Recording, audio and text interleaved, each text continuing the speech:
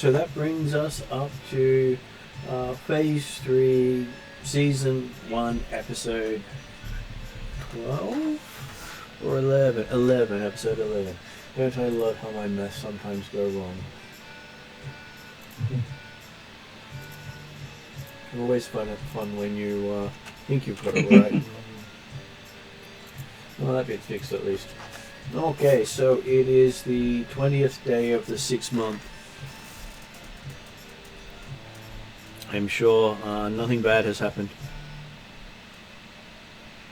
As well, actually, No, we're well on the move, so I hope nothing bad has happened.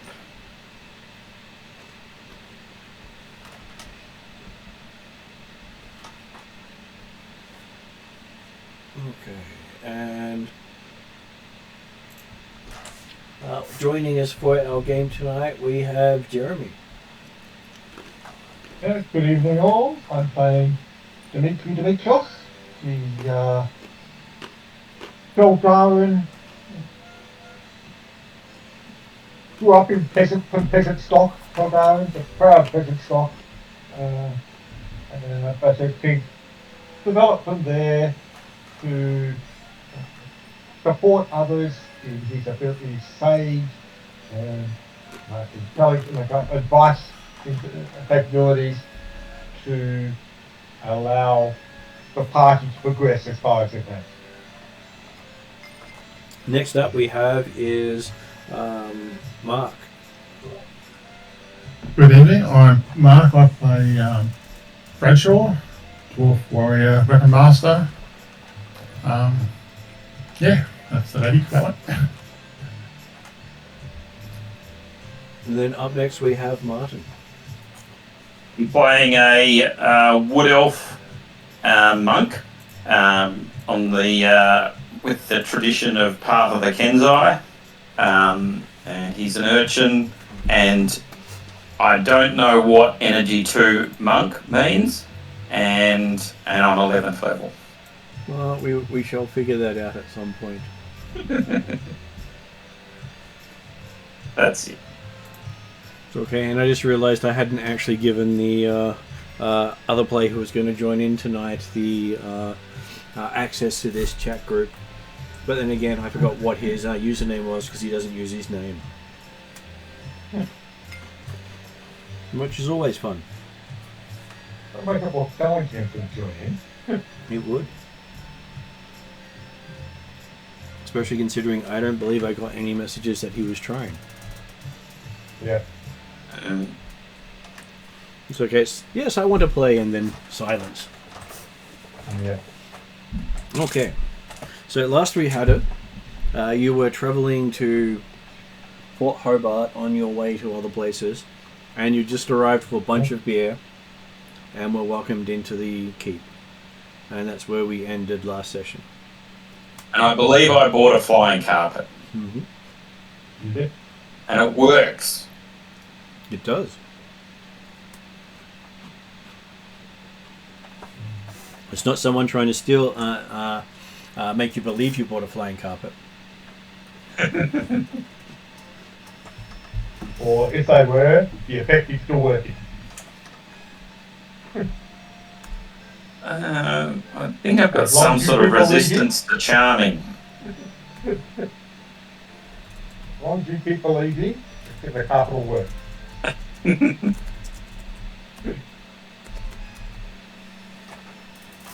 Okay, so Advantage on saving throws against being charmed. That's my resistance.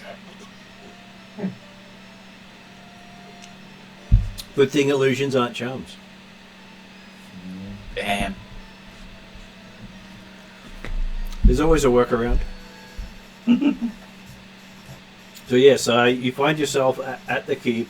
You've been invited to settle down for the night, especially considering you brought beer.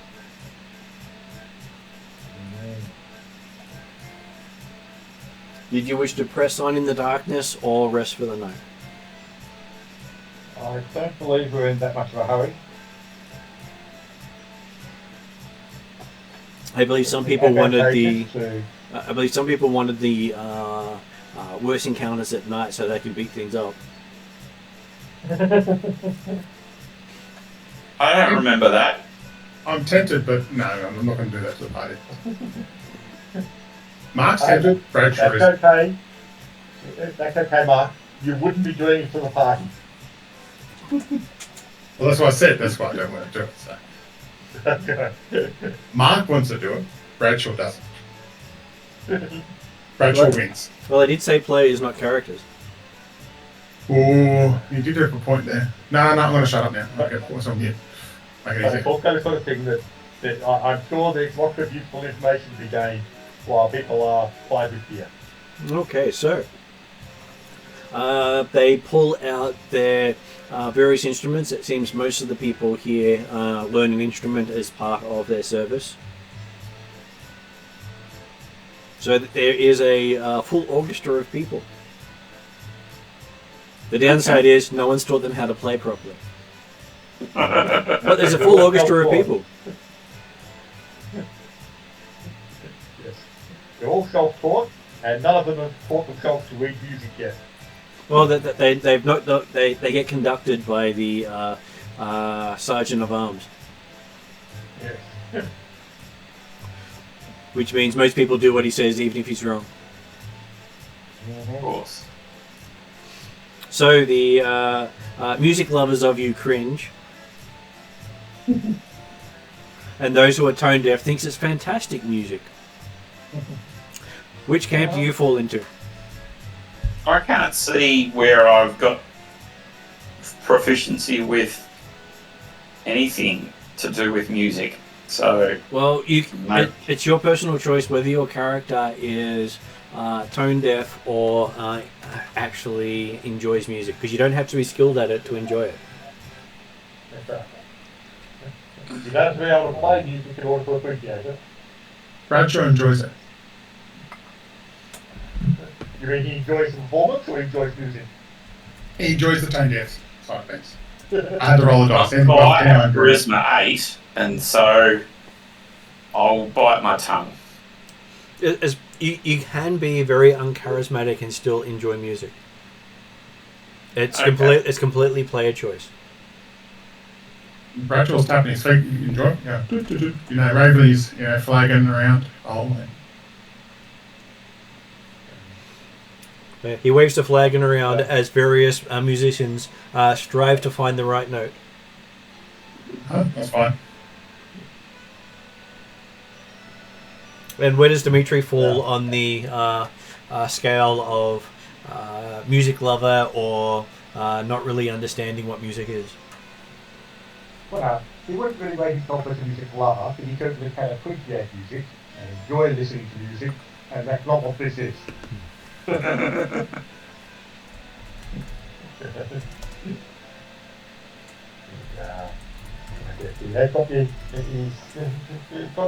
can play a flute when you need to, but generally speaking, he'll leave music to other personnel. Of course, obviously, he could do it very easily if people needed him to do it, but he wouldn't want to go off.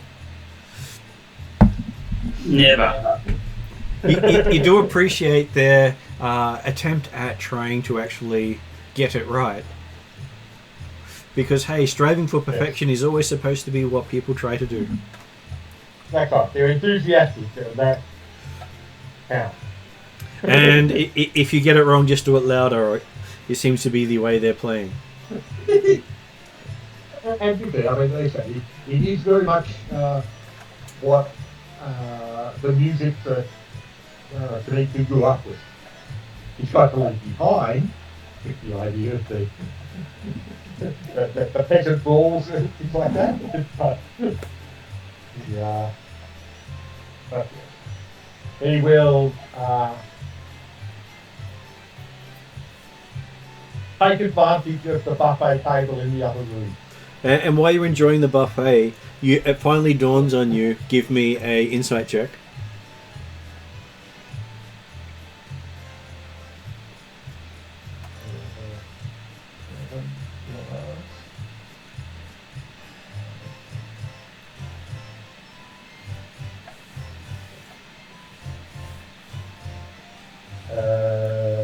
14.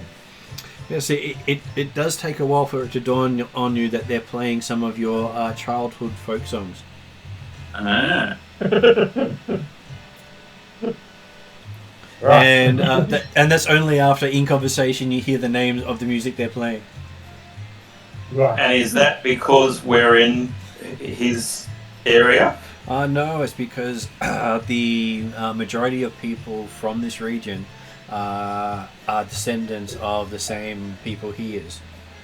Right. It's not his culture. This isn't the actual culture of the region. This is just the folk music of the people who originally settled. Okay. Passed through lots of hands and people trying to make it better. I'm sure more percussion is needed is probably something you hear regularly. to which point Dimitri would go, but there's never been percussion in that music. Which is obviously why it needs more.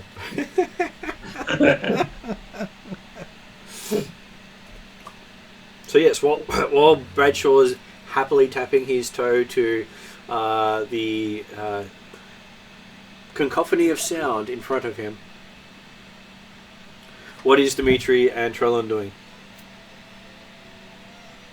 So yes, I guess in my head, what we've got to was we went up the road from Salonika type area, up to this port, with the intent that then we have to go cross country and across mountains in order to get to the site of the.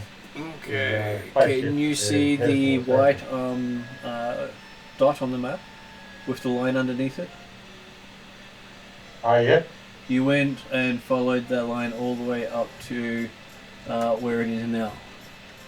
And that's where you started today's session, reaching Fort Hobart. Yeah, that's right. So that's effectively the last point of civilization that we're expecting. It is. Though you see, somehow suspect that the horrific music is one of their tools to keep the invaders away. As it does echo out all through the keep and out into the surrounding region. Yeah, which is why they need more protection. Help with travel.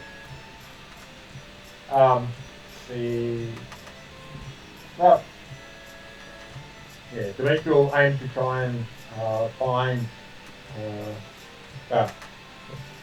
early part of the evening. He'll try and find a person or people that can talk about the surrounding area.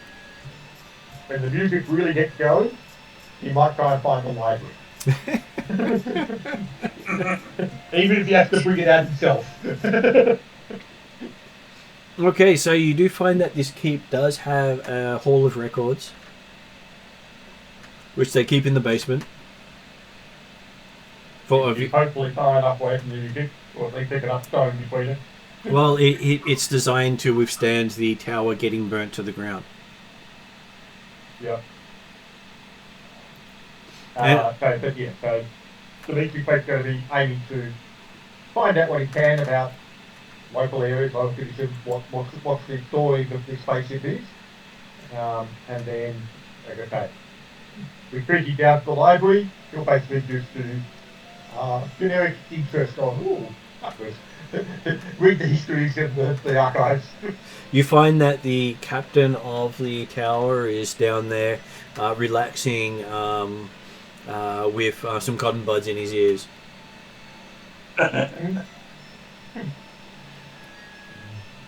Apparently he delegated to his lieutenant to be on watch on the walls tonight.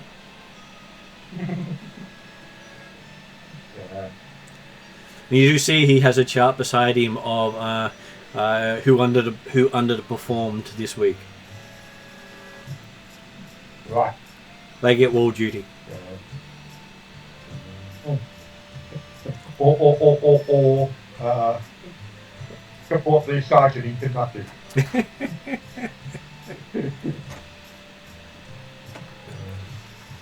Well, the most undesirable spot is the wall directly above where they're playing the music.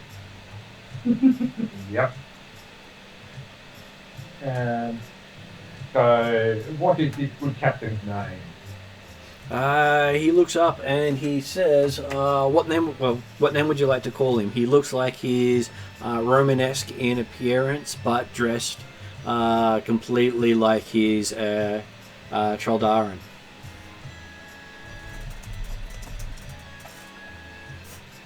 So he appears to be Chaldaran wearing Phaeton clothes, or Phaeton wearing Chaldaran clothes? Phaeton wearing Chaldaran clothes. Right, yeah. Well, is he someone we've actually met when we first, earlier when we first arrived or anything? He is not. You met some of his lieutenants. Right, okay.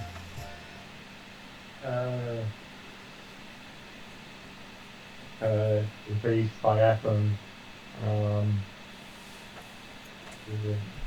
call him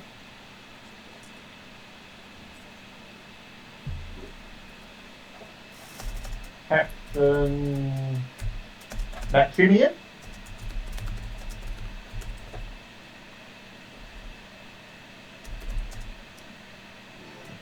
Good Roman name? And what would be a good Romanian style surname?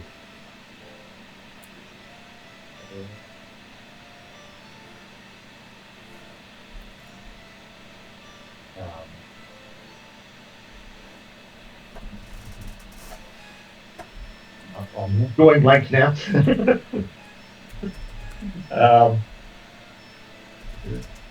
Milosevic. Blanco. Maximian Blanco. Okay, so apparently his name is Maximilian Velosevich Blanco. Okay. Well, people threw out the names. I may as well use them. Yep. He greets you. He sort of goes to raise his right hand, and you realise it's got a stump on it, with a what appears to be a writing implement at the moment. Mm-hmm.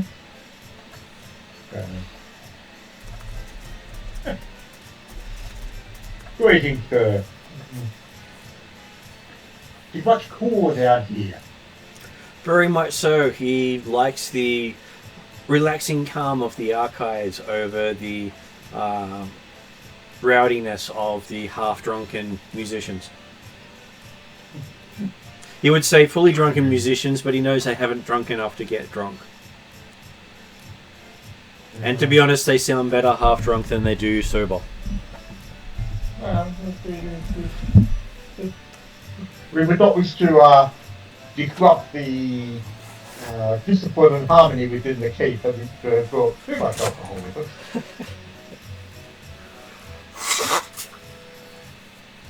He says if the monsters of the north figured out the better we played, the less likely we could defend ourselves. We'd be overrun every time a beer delivery came. And for all he knows, they would deliver beer themselves just so that they could make it happen. Are they that clever? Yes, there is a hobgoblin fortification on the northeastern side of the forest.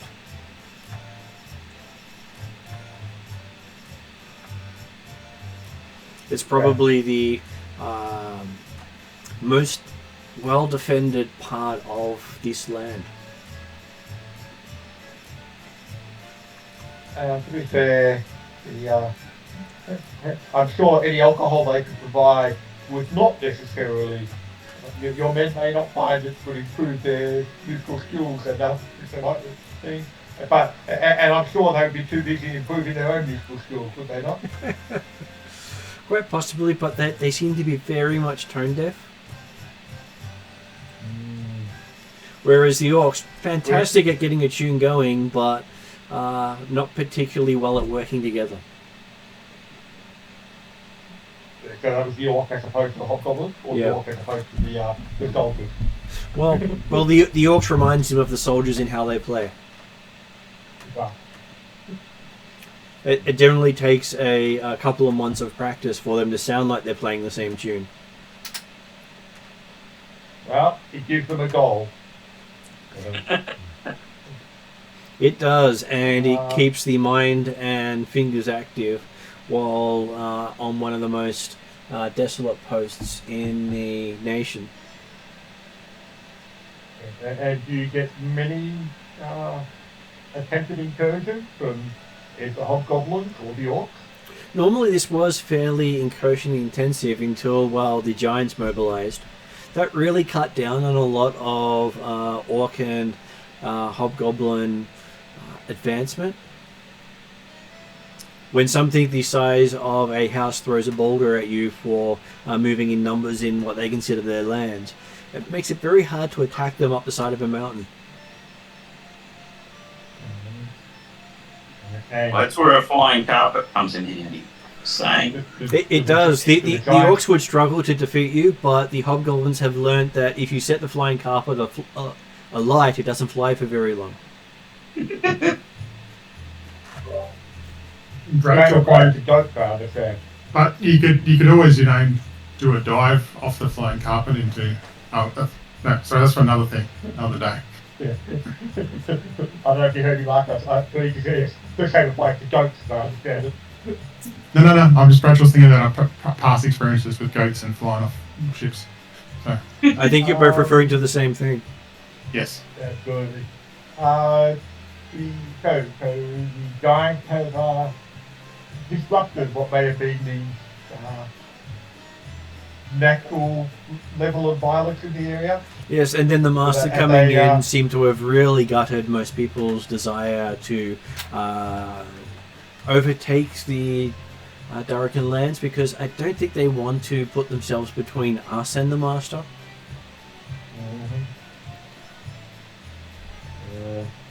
Have the giants been causing you and the kids much problems? No, we're so far away from the mountain range, they don't seem to want to go this far, and it's a couple of mile beyond the range that they like to attack out to. But they haven't been pushing the orc or hobgoblin in your direction there. They've gone another way. They've gone another way, but they have colonized the mountain range you can see off to the east there.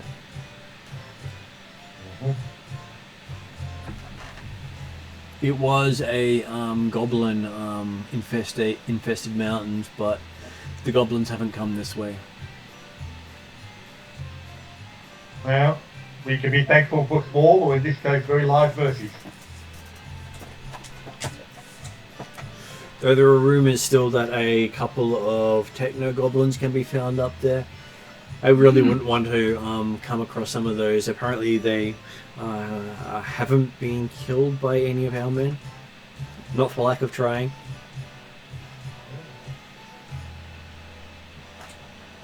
So what is it that makes them techno goblin? They ride metal steeds that don't seem to have legs.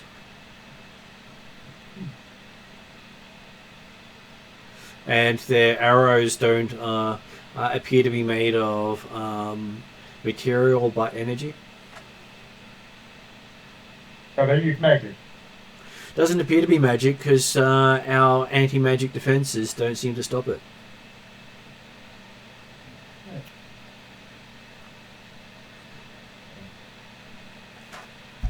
They even cause the hobgoblins issues, and they love their dispel magic stuff.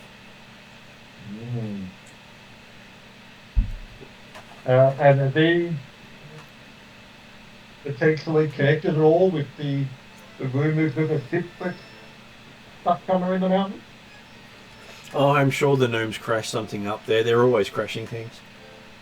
I've not known a gnome who can keep their vehicle in one piece for more than 2 flights. Well, to be fair, that's usually because they're taking it apart themselves, often while flying.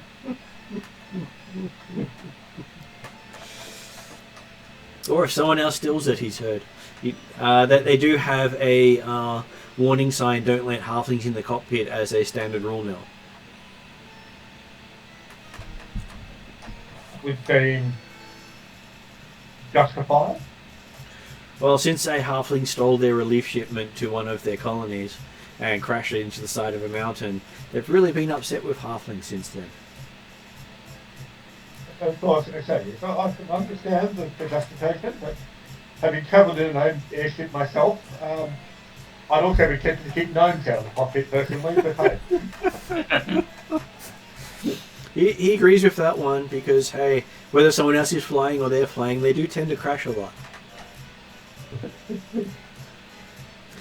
Difference is these techno goblins, their flying things don't crash.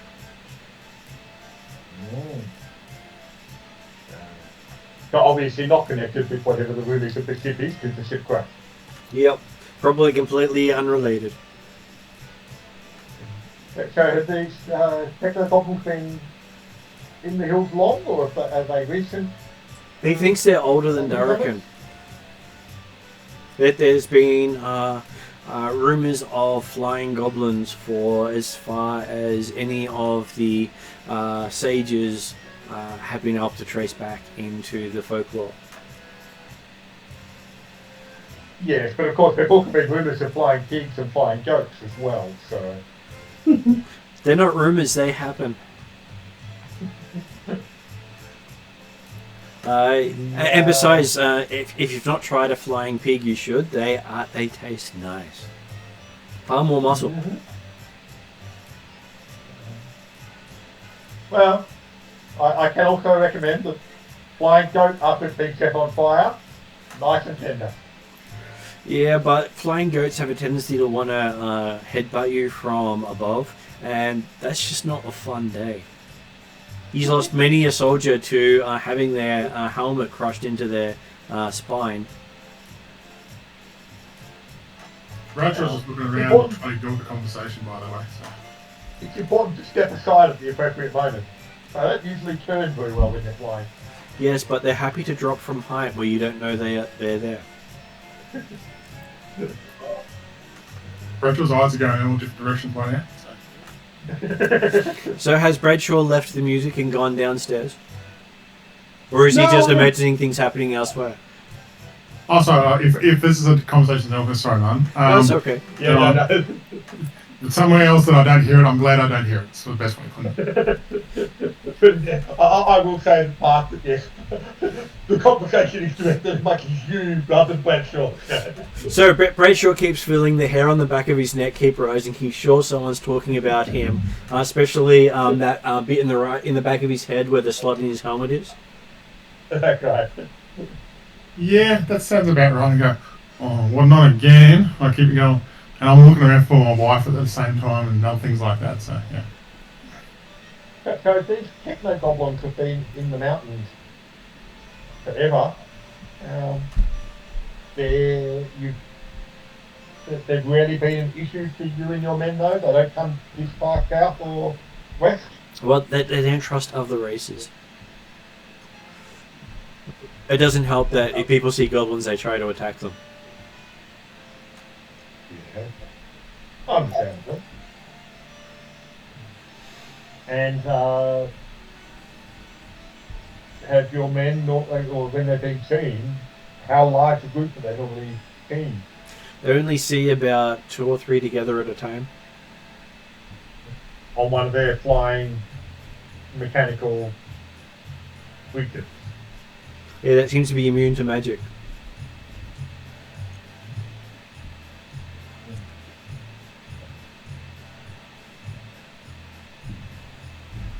Apparently they can pass clearly through magic fields without any issues. Well, hopefully they're nowhere near this fallen gnome airship that my colleagues and I have been sent up to investigate and retrieve. Well, it may have been why it fell.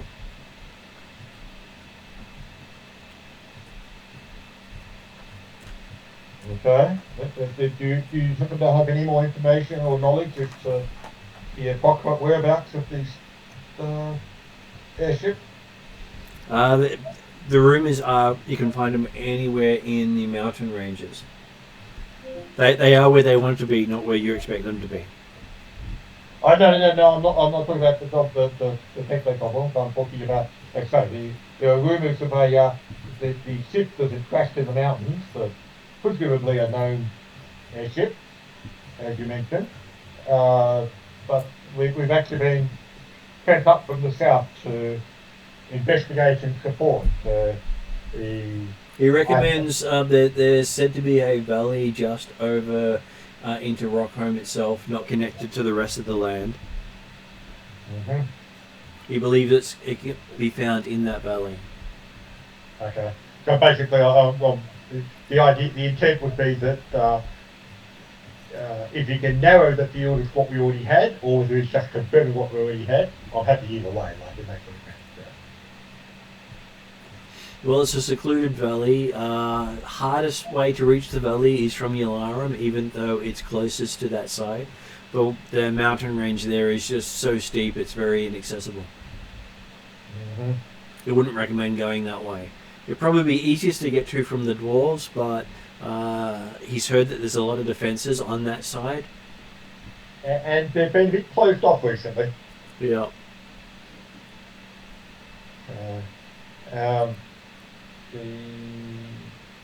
But perhaps it's worth travelling along the trade route through the hills to Yalarum for something for a short distance before trekking into the mountains. You would not recommend it. It's just so steep there.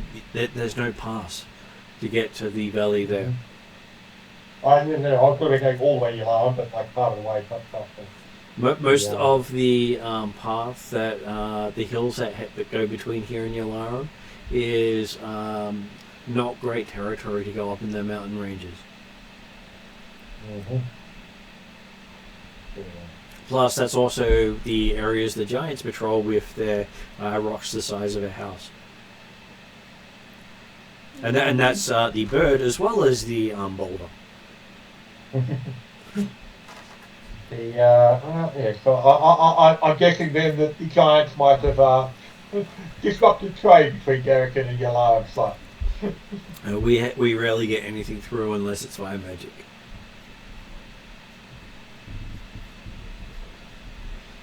So we've set up a home away from home for the Yalarums who want to wait it out here and see what happens with the giants. You mean you've given them a place where the well's gone dry? He laughs. I don't think we're that cruel. It's what they used to. Home away from home, as you said. More the tent variety. They can set up their tents for a while until things die down.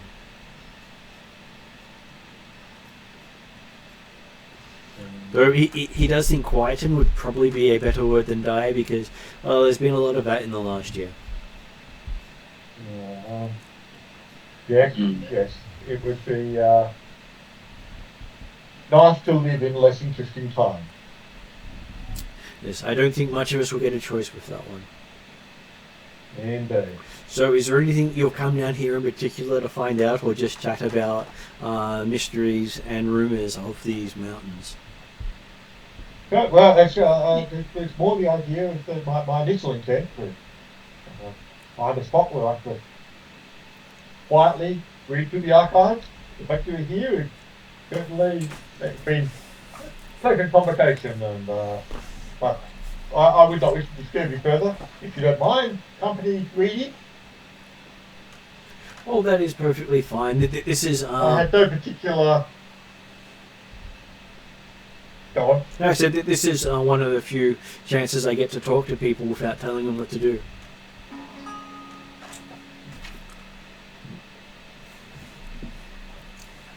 He's so used to ordering everyone around that having actual conversation is nice. Okay. Well, Dimitri is certainly happy to continue talking and aiming to find out more information about what surrounds and history of the keep and history of the goblins and hobgoblins and techno goblins and actions of the giants and see if there are any other stories or rumours that might indicate that the captain assessment that it's a no-miss airship that's gone down there is probably inaccurate. Well, I don't think Rheddrian Beach is intending us to a no-miss airship. he does talk about how that there's been a rather vindictive elf in the region going by the name of Rahasia, who hates humans with a passion. Oh. Apparently a bunch of them killed her village's children. Well, unfortunate that the shockings happened. Of course, an elf, they probably happened half a millennium ago. No, the rumours are it happened 5 years ago. And basically wiped out 2 generations of elven children. Basically, emptied a village of elves of everyone between the age of 90 and 30. Is that high elves or wood elves? Wood elves, he says. Wow, that's wrong. And they called themselves adventurers. Man. Well, hopefully they were brought to justice. He heard Beyond that, he heard that they were executed in Darrakan City after attacking a child for throwing a rotten vegetable at them and killing the child. But they still caused a lot of mayhem and upset in the area. and yes, I can certainly understand the elven warrior's concern. But She actually wasn't a warrior. She was a one of the artists of the elves, and has become quite the horrific murderess, as the case may be. well, that's what I said. I saw that she's somewhat skilled now, even if she didn't start skilled. She is backed by a priest of one of the Chaos gods, and apparently he had abducted her, and turned out he became her savior in the end from these evil adventurers. Well, at least in her mind. The other elf who survived did testify and back up that the evil priest that the adventurers were trying to kill was actually more benevolent than the adventurers. And I'm not denying that certain possibility. But as I say, The murder hobos. The originators of the violence have been brought to justice, and whilst this lady vengeance may be justified, it sounds like she's taken it somewhat further than is appropriate, and perhaps it's time that justice came to her as well.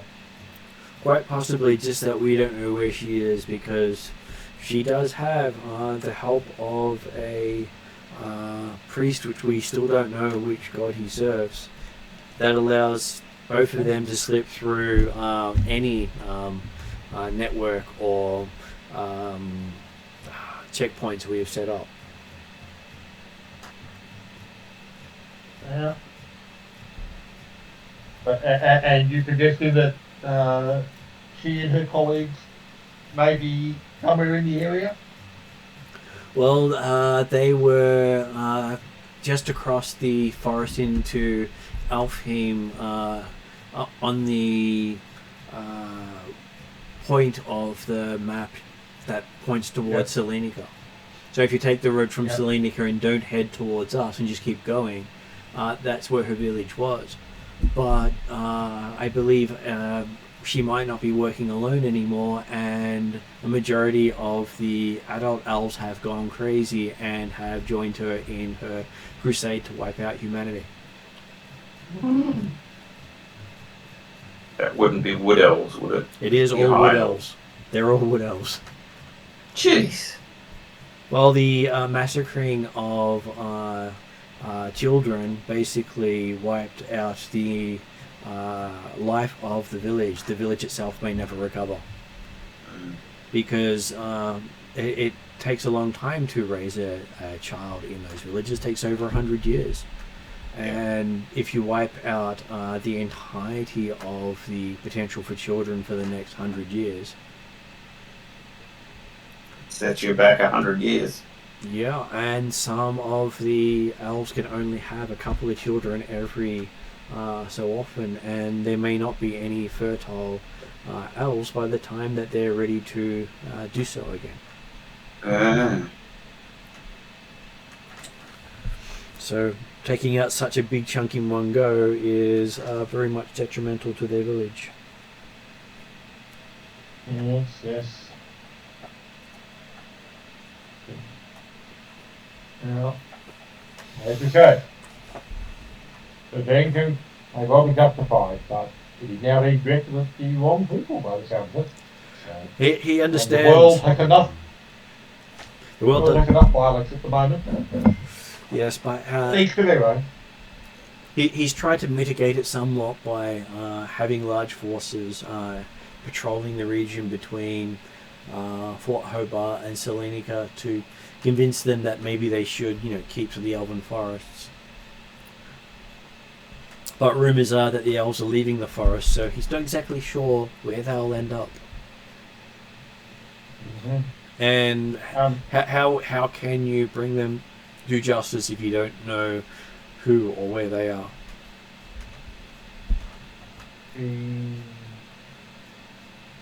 Privately, to drink this thought process, and there's a player, I'm trying to remember now, so potentially the villages that we along the road between Salonika along that and southern Darken road, City. the southern border of Alpine. Yep. Would the stories that the village have been talking about the disappearing of other folk? Could literally be these Is that people. likely? It would likely fit this description or the situation. This description would Before we match. thought it might have been bandits who'd come from the mountains to the south. The description would match it, though. You would expect that if they're trying to mislead people, they would make it look like anything other than them. Yeah. No, but exactly. But the idea that the location, timing, and situation certainly allows it to be there. It says that don't trust any elf you may see out on the road. But they found that out to their detriment. But if you look across towards Fowler, and yes, I can understand that.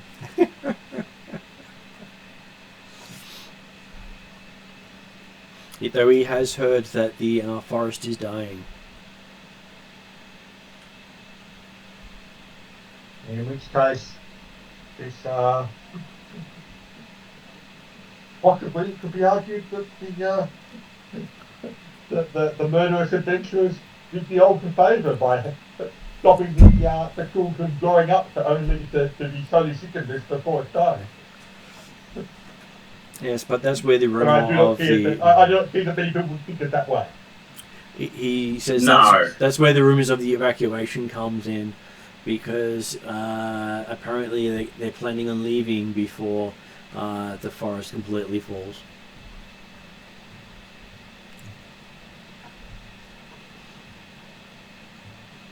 Not that they have approached any of the people in Darken for assistance in what may be happening.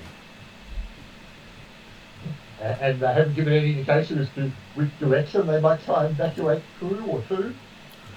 Majority of us are hoping that they want to go west. Mm-hmm.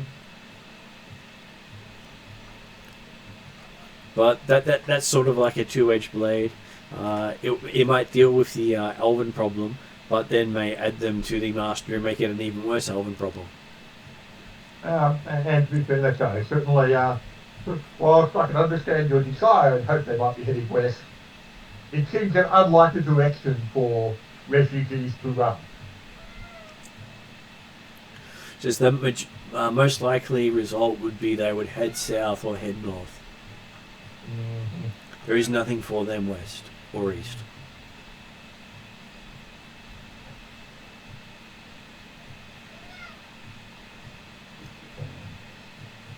Well,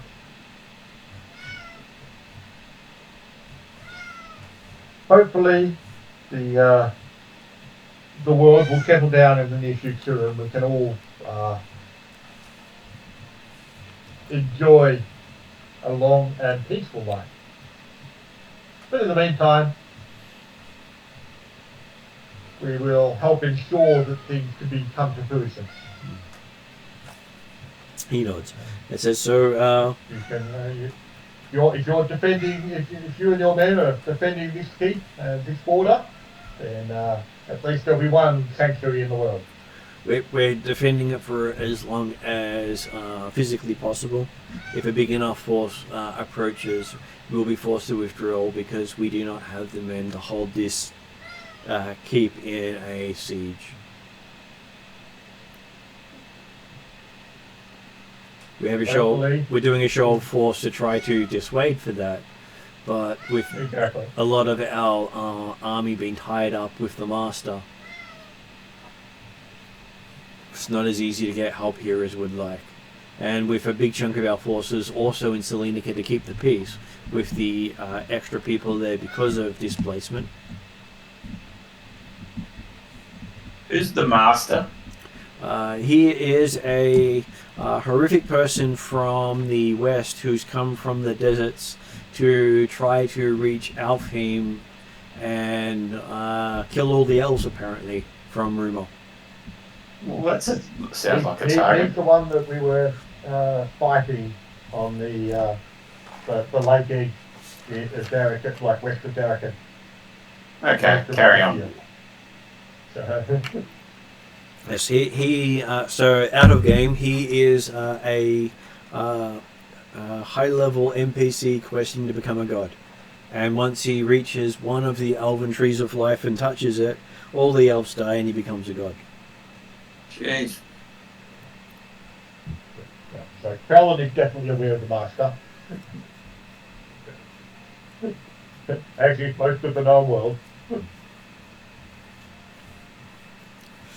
Just that it's a rather unfortunate timing of events to have it happen in the middle of everything else. Yeah. Possibly the event, unfortunate, yes, but possibly not coincidental. Not uncoincidental at all. Sure, a lot of events have been lined up to fall at this time while everyone is distracted with wars of annihilation. The dragons withdrew, helping the giants become a power for the first time in anyone's history. And suddenly the normal has been left out, has been thrown out the window. Yeah.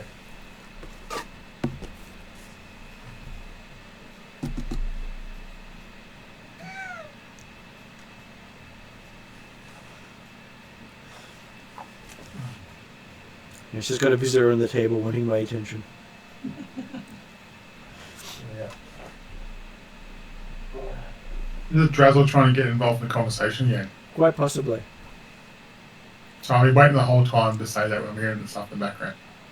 Okay, so about this point, Bradshaw wanders in, the music having stopped, and someone told him that his friends went that way. Oh, such good music there. He went the same way. Bradshaw's like got sweat all over his body. He's got a sore foot because he's been stomping too much. He's had a wonderful time going, oh, where'd you guys go to? He's even been given a small piece of metal with a stick to hit it with. Oh, yeah. He just Please dangles it don't. in the air and hits it. Please don't.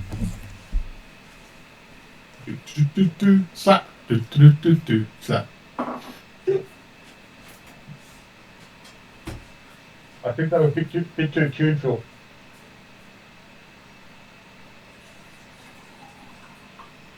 You know, it was a bit of a heavy bass that dwarfs like, so it was like, I'm going to call it rockabilly rock. That was the new style they kept telling me what it was. So. Lots to do with a lot of rocks, and I like rocks. I'm a dwarf, so it must be good.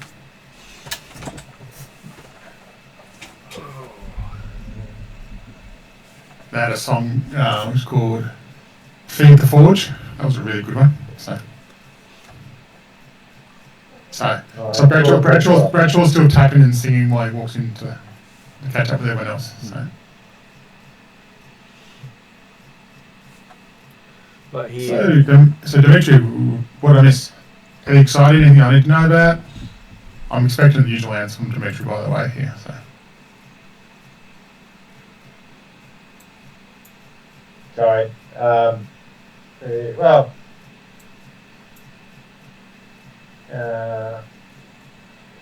Dimitri will introduce the great sword to Captain Blanco. But I'm guessing it's getting on in the evening if the music stopped and the orchestra died down. So perhaps it's time that we get some rest before heading out in the morning. Okay, non-important stuff. Okay, I'll go to sleep and I head off to my sleeping quarters, where I'm supposed to sleep. I've learned to read Dimitri well. If Dimitri doesn't want to talk about anything, it's not important. So. Yeah. Well, I can understand Bradshaw's perspective on that. Of course, yes. Bradshaw's also got the plurality. If Dimitri talks about it, it's not important, does it? Well, it goes both ways, but it's if there's a need to know, Dimitri will talk about it a lot. Therefore, I'll try to listen the best I can. Within the first minute, after the first minute, I might struggle to keep up with the conversation. That's right. Yeah. How would you know if Dimitri talks a lot about it if you don't pay attention after the first 30 seconds? That's right. Well, Bradshaw's trying to improve himself, so he's trying to improve himself. Yeah, well, I'll have to. It's gone after a minute now. I know. I usually 10 seconds, so there's a minute's a fair difference between the 10 seconds. So I shake the hand of the captain, going, thank you. I'll head off to sleep. Nice meeting you. You find that you've now got a bit of ink all over your hand, and then you realise that that the hand that he shakes with it has a stump on it with a writing implement. A stump, eh? Yep. Okay. Bradshaw doesn't trigger straight away, but as soon as he gets back to his sleeping quarters, he goes, stump. Is this, well, so it was a gnome, sorry, I was distracted with something else while you guys were talking. Is it a gnome, is it, or? No, it is a human. Okay, cool, that's cool. But he's lost his hand at some point. Okay, no, that's fair. No, I'm thinking about Stumpy, that's all. Back a long time ago. Yeah. I bring back long memories for some reason, and it triggers things, and I kind of have to hang out to the side of the door before I go back into sleep. So yeah. Stumpy, who you just pushed into the lava at the end. Push is a big word to use. Well, I didn't say toss. I did say push. Push suggested. I'm going to suggest it as from Bradshaw's point of view. The DM lay out to have his own opinion of the whole thing, but from Bradshaw's thing, it was suggestion that may involve a character with a little point, a wooden stick just to poke in the right direction. So, but anyway, Bradshaw has it triggered him for a bit. He shook his head for a second, and then he just went to sleep. So there may be some dreams about Stumpy tonight. I don't know, by accident. So I'm surprised I still remember those sessions. But yeah. Well, that was about 5 years ago now, maybe 6. Oh yeah. Getting on in time. But I do remember carrying something back for a while, so I do remember that little bit. So. You did? Yes, I was trying to do the right thing. And gave him the Viking funeral in the lava.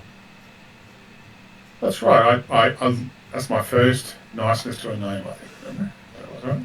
Yes. Yes. You used the stick to push him into the lava. I didn't say the full niceness. I just said the first niceness. Bradshaw was young, quite young then, maybe a level 3, 4. So, yeah. After that, I'm going to have to sleep. Okay, so yes. Do the rest of you stay up and do stuff, or do you also get ready for the morning's exit?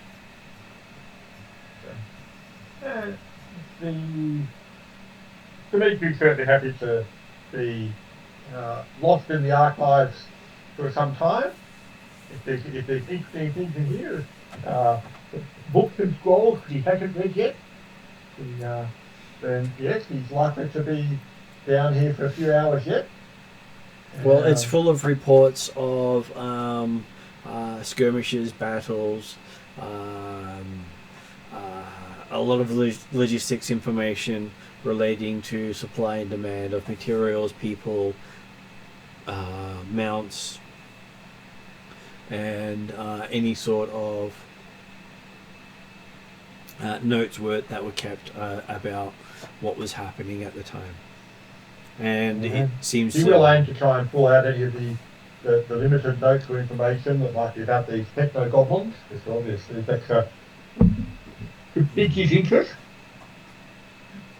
Particularly since if they've been there a long time, and this ship that Rheddrians asked us to investigate, whilst it's only recently been found, I think, from the description. Was found recently, yes. But it seems like it's been actually crashed quite some time ago. Is that right? It's believed it crashed over 500 years ago. Yeah. First rumours of it started around 500 years, that as far as they can trace back. And having been on Rheddrian's ship, he's certainly got an idea of, okay, well, if there's goblins with some weird anti-magic and technological capability that have been around for as long as the stories have been going on, then, despite what the captain might think, they're potentially a connection. Always lots of stuff happening.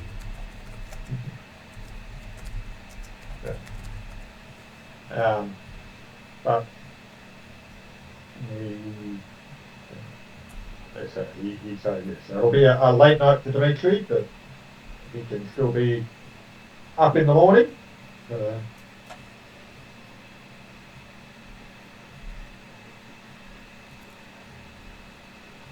Sure not only need 4 hours sleep, so I'm happy to fetch and do whatever.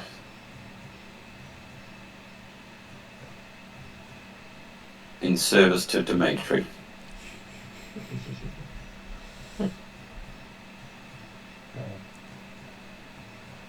Yeah. I'm glad I'm asleep when you said that. Dimitri will certainly take advantage of the support. Maybe some of it will be going and getting Alan to go and do go and get that book and that book and that book, and now put that book back and that book back and that book back. Yeah, that's easy. Just him out of his hair somewhat. But, yeah. He'll take advantage of the presence. So yes, you do get assistance from the people working there. So they're working late for the night too? They are working late into the night. Apparently they never sleep. They never sleep. Or at least there's always someone working. Hard to tell who they are because they all look the same. But they all appear to be human. They all appear to be human. And you've got records here that seem to date close to the founding of Darakan, which was almost 900 years ago. Well, over 900 years ago.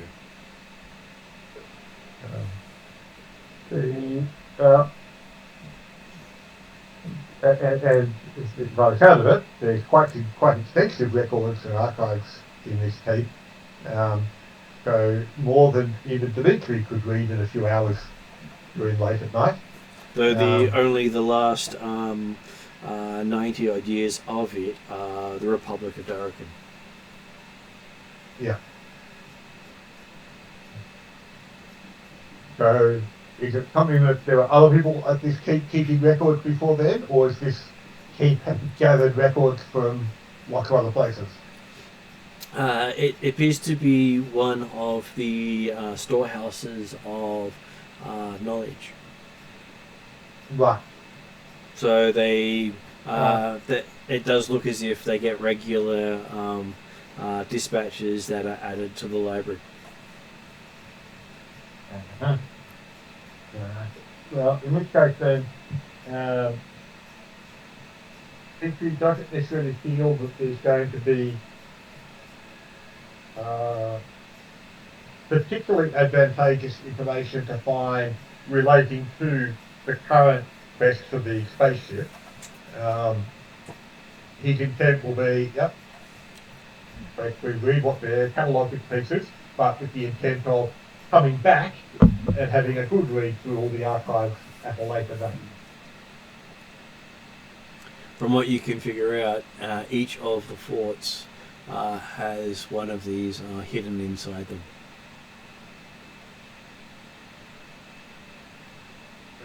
Each of which fort? Each of the Darrakan forts. Oh, like just around the border type stuff? Or? Yeah, they have them around the border of the country, and they each have a storehouse of knowledge underneath them. But do they appear to seem that they're effectively keeping copies of the data underneath lots of places? It does appear as if they are copied, yes. Yeah, okay. So it's not like every place you've got new data. They may have unique books. Measure to protect knowledge. Yeah, they may have unique books amongst them, but you gather that most of them get duplicated over time. Yeah, yeah. Which is why the place never sleeps. Yeah. Dimitri, you currently not had the opportunity to look at the archives of the Darrakan Keep previously, like during the war. Then, you'll certainly plan on take the opportunity in the future to get a good review. Well, you managed to get yourself access to it, and they say that next time you come through, they're more than happy to show you, just that not all the captains of the keep are willing to let outsiders in. Yeah. I hardly call the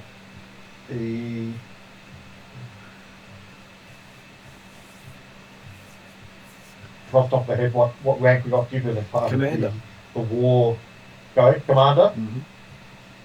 Yes, I hardly think that a commander of the Darrakan army is an outsider. He'll answer that, but he does say you're not assigned this. You're not assigned this location. And they consider outsiders anyone not assigned to the keep.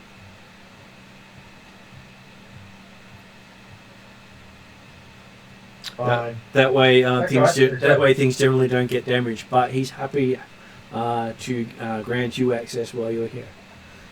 And if he's here when you come back, he will also extend that offering again.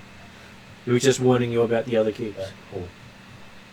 Yeah, that's appreciated. I can certainly understand that it's appropriate that the commander of the keep protect their dominion appropriately.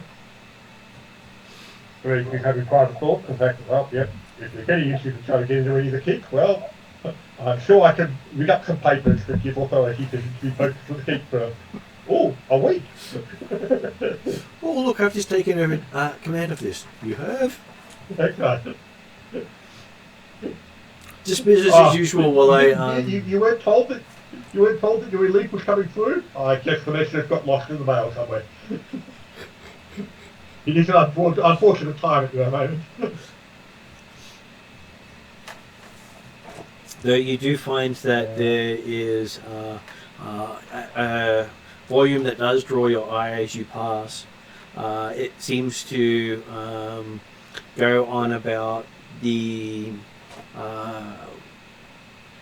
one of the kings of Darakan who was rumored to be a vampire lord. Oh, yes. But it is one of those books that are rumored to have been burnt everywhere for its contents. Mm-hmm. Well, certainly, if he does discover such a book, even if he was just about to blow out the candle and go to bed for in the early hours of the morning, then certainly such a book would be enough to keep him down there for a little while longer to speed read through the book, if he could. As he touches the book, he does feel the book move.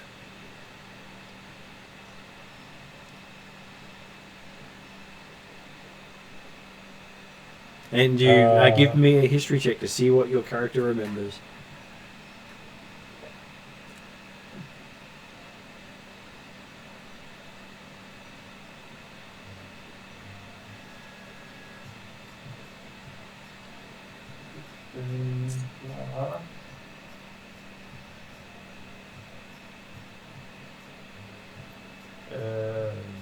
The 27. Okay, so you do remember that there was the big kerfuffle about these books because they were apparently created from the remains of those who displeased the king and invested with the life force of those who displeased him.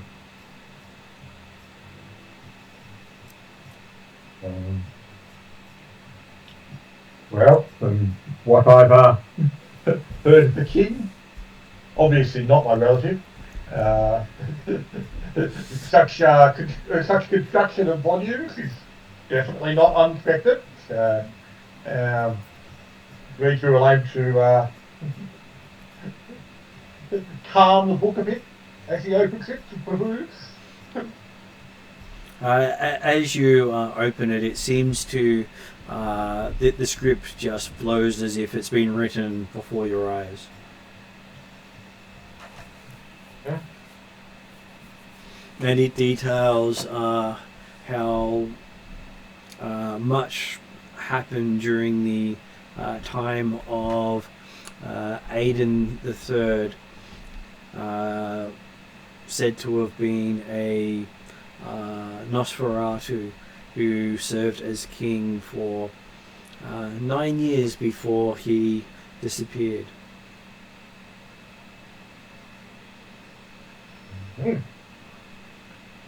Though he did disappear via a group of family members with pitchforks, stakes, and That's right, yes. One of those strange and mysterious, unexplained disappearances. Shortly after the mob had gone through. but no one claimed afterwards to have slain the king. So rumors persist to this day that he still exists somewhere.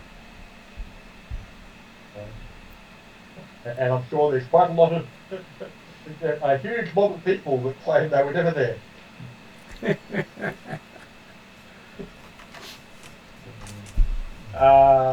But yeah, okay, just from a personal bit, so yes, so there's certainly no direct connection between Dick King and Karameikos, is there? Well, it does talk about how he fled south. Does not say where he went south, just that he was last seen fleeing south. But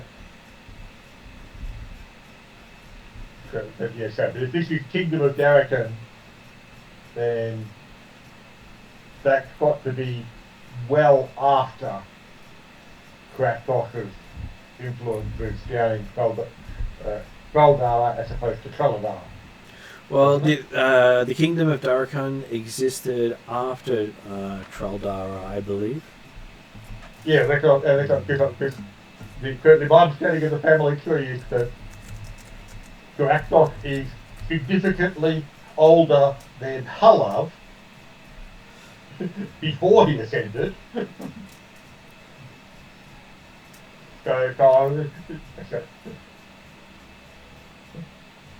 Possibly this Nosferatu king may have gone south to seek refuge from Karameikos.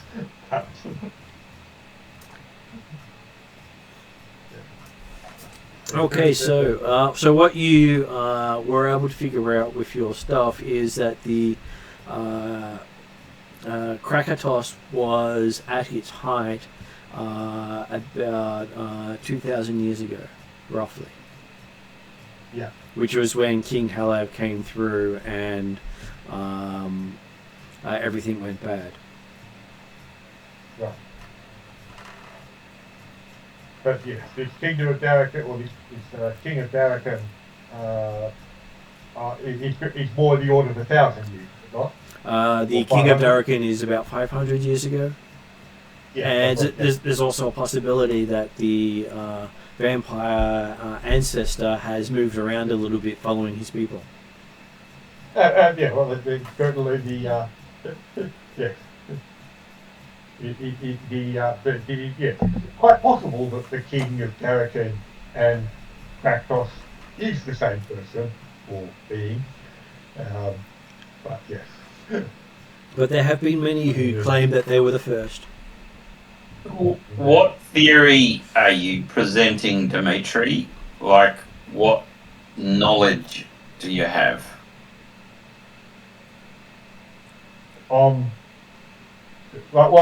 Like this is more just Dimitri trying to put it in his head the next day. When Mark first said the fact that he fled south, I was immediately thinking, oh yes, fled south and became Kraktos, and then I thought, no, that can't be right, because Okay. Kraktos was around for a lot longer before this thing. But Yeah. it could easily have been the fact that he'd been the King of Darakan and then went back home down to Karameikos, or Kalanara still was then, and started taking up residence in Crescent Keith on the near the road north of Specularum. All right. So Dimitri will enjoy the read and gets into his timeline of history. And when you look at the picture, it does look a lot like you in the picture. Mm.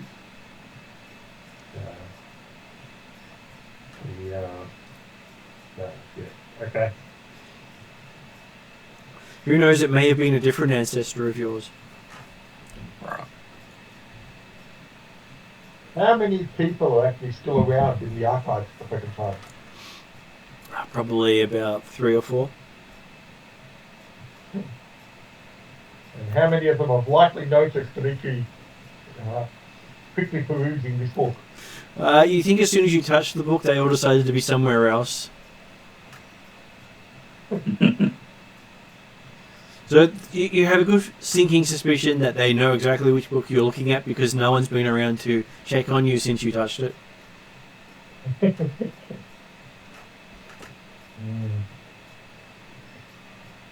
Well, okay. Maybe it'll accidentally have to go into a Faustus on before I leave. It's only to protect the librarians from the curse of this book.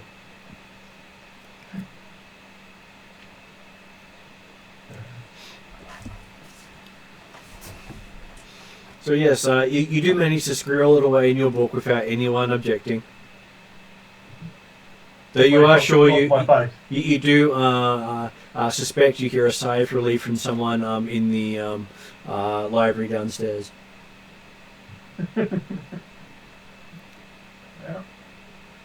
And you're sure one of them said, now it's not our problem anymore.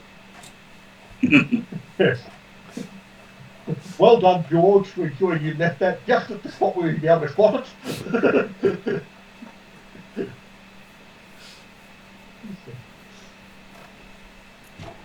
And you're thinking this may be one of those books that may not be replicated in all the other libraries. Well, there's not this particular volume. And certainly not in its original state. Not made to the same specifications. Now you also realise that with the soul of the person inside, the pages are always based on what it wants to show you, or what it was instructed to show you. Mm-hmm. So it might be the perfect book. Got something new to read each time.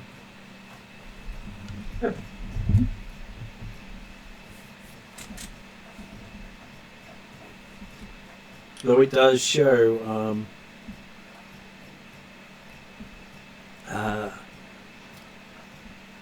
various structures that were removed from Karameikos before the Traldar fell.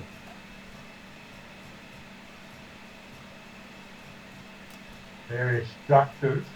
Yep, they had buildings that were pyramid in shape. That they managed to move elsewhere or make disappear before the Titans arrived, or before Traldar fell. Oh no, it says the gods removed them. Right. Okay. And they also removed the language that was the ancestral one before Traldar. Right. Opportunity for Dimitri to pick up some Nithian, just like everyone wants to. So it does have notes in there about how Traldar is a derivative of Nithian, but does not share its structure or language. Mm-hmm. Yeah.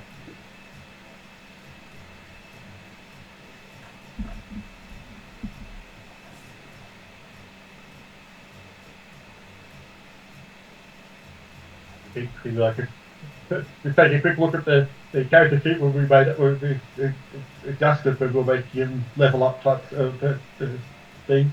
It's Nithian was one of the languages you managed to pick up. It was a bit hard to pick up at that point. Well, you picked it up from Nithia. Yep. You learnt from the source. That's right. But yeah, so I'm noting down on my character sheet, yeah. Book of Garrican, Nosferatu King, definitely not Kraktos. Whereas you remember that Kraktos was the legendary home of King Halav and Queen Petra. Yep. Whereas Korozegi was the home of the ancestral vampire lord. Oh, hang on, because I had in my head that the vampire lord was actually Kraktos, like under his or a variation of that name. He uses the name Kraktos. Ah, okay, right, yes. But he was also Kraktos he was also the ancestor of King Halav. That's right. And Halav minion or his Camelot was also called Kraktos. That is correct. Right. So that there are links to it, just that he ended up settling in Korozegi instead of Kraktos itself, because, well, it was remote and gave him access. And one thing you do notice before you close the book is that there is a connection of highways that connect various dominions of Traldaran people via the Feydark.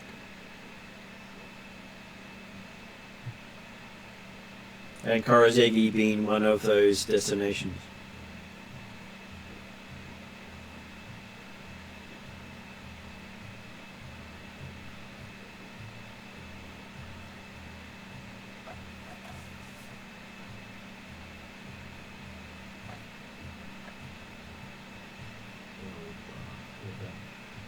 Are you considering going underground?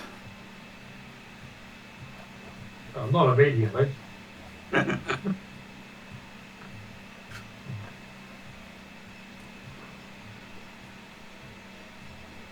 with this. Obviously, this book can have some more opportunity for research available in it.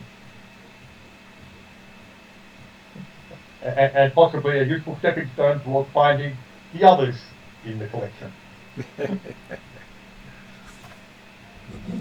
Assuming others survived. Yep. But yes, eventually Dimitri will head off to bed, and possibly when he was actually he was going as he was heading up towards bed at the time, or as he first started leaving the library, before he noticed the book, he was probably thinking, well, it might be a late start in the morning, but maybe now he'll aim to actually still make it a relatively early start before people who have less understanding of what the book is discover the book is missing. So as you start heading up to go to bed, you see dawn starting to rise, and the sound of the keep starting to get ready as Bradshaw comes down the stairs, yawning. And what does Bradshaw say? You're up early, Dimitri. Yeah. I'm about to do my morning stretches, so start flexing my dwarven muscles. Just get ready for the day. Sit up, push-ups, star jumps. Well, we can be ready to leave as soon as you are, then, I guess. Immediately after breakfast. Dimitri's now thinking, oh, well, that carpet that fell and bought would be fairly comfortable to sleep on.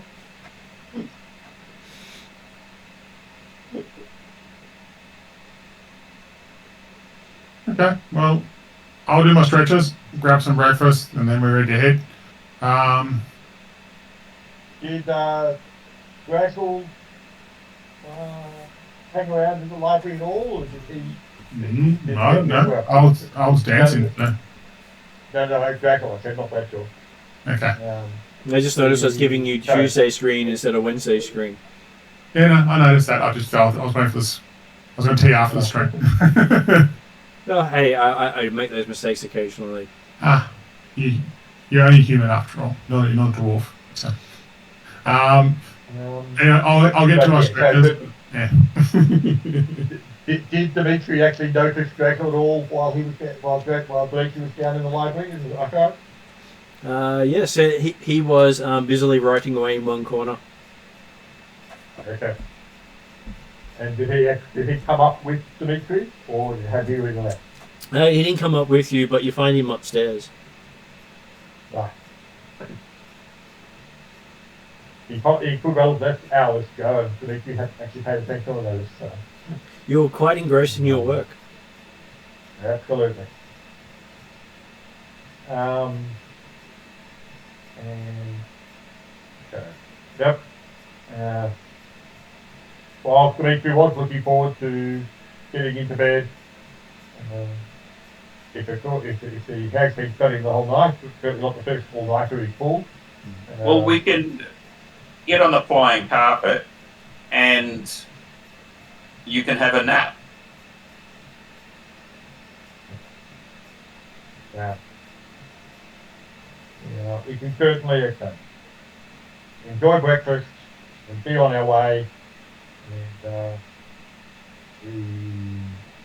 Dimitri will aim to, yes, nap during the travel, whether back actually on the carpet or in Dragel's cart. Depending on exactly what the easiest method to travel at the present time is. Possibly it's actually because I assume that we're still going on the road at this point, or at least on ground level with Dragel's cart. Well, there's no more road from this point. You're at the end of the road, Fort Hobart. Yeah, but is it impassable for the cart on the ground? It is passable for a certain amount.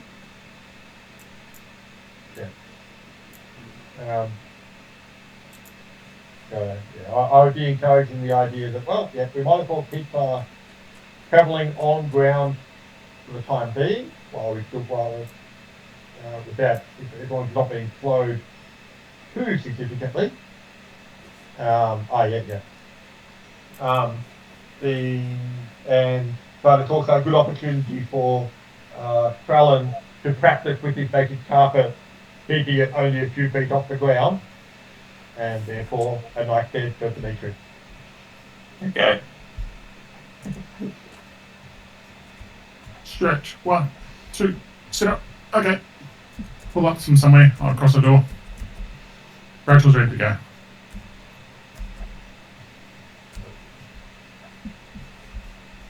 Okay. You do hear from the keep that there was a bit of a interesting night as a bunch of Valkyries arrived on flying horses and left with Peritiv. Right. Well, But Bradshaw didn't notice the Valkyries. He slept through the whole thing. no, I had a good sleep. I was exhausted from my dancing and stomping. And he had this dream where he kept having his limbs cut off until he ran down a hallway and had his legs cut off. Yeah, I'll give you So that one. at least you were snug and warm. Maybe a little too warm. Yeah, I was happy to wake up with my limbs. Oh, what was that all about? I have no idea what it was about. I was just going, strange. Strange feeling.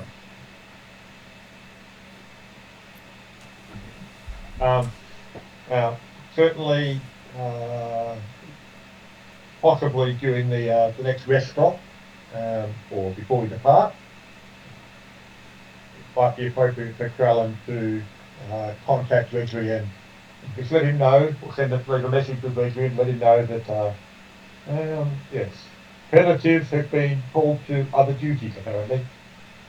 How do I communicate with Rheddrian? Well, you pull out his staff and hope for the best. Okay. No worries.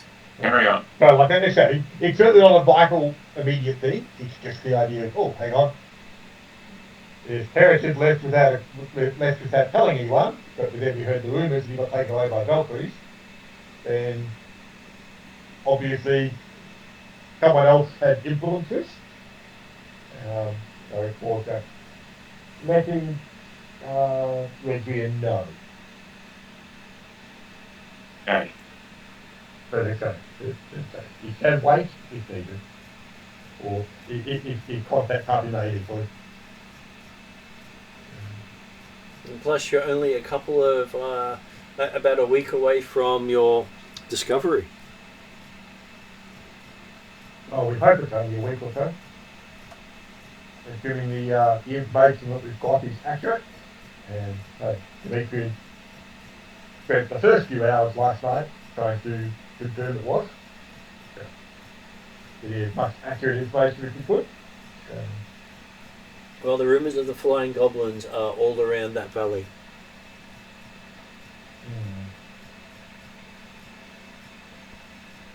And very few people have explored the valley.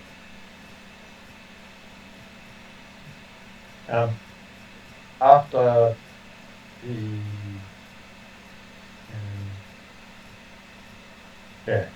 assuming everything goes smoothly, after we've been going for a few hours,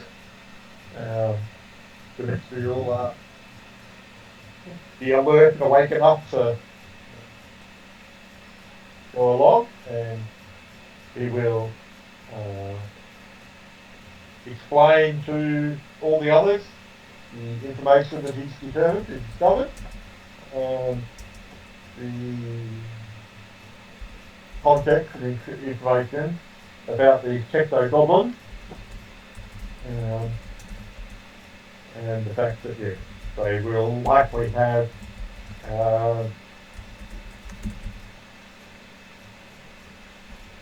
equipment and powers and tools that may well be reminiscent of the shadow elves that we've just been staying with down in South Alpine. So be prepared.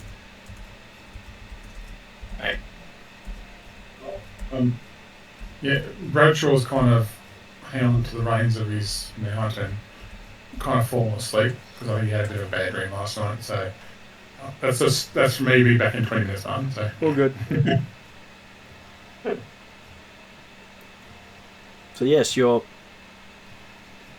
spend the day traveling through the forested hills into the valley where where you had been before and cleared out the tower,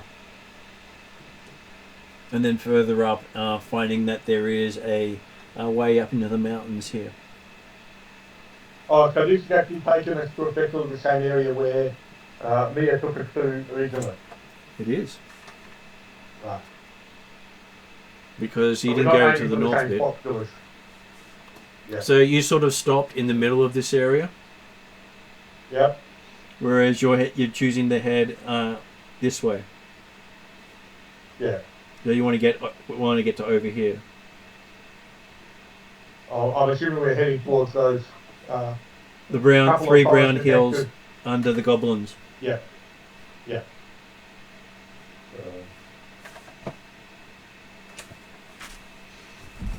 All right. What height do you want to fly at? Do you want to fly at a particularly high level,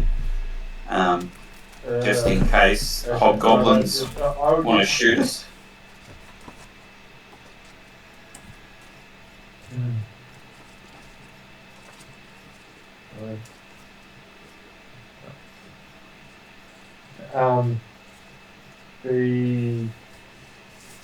Certainly, while we can be travel, while the terrain allows movement of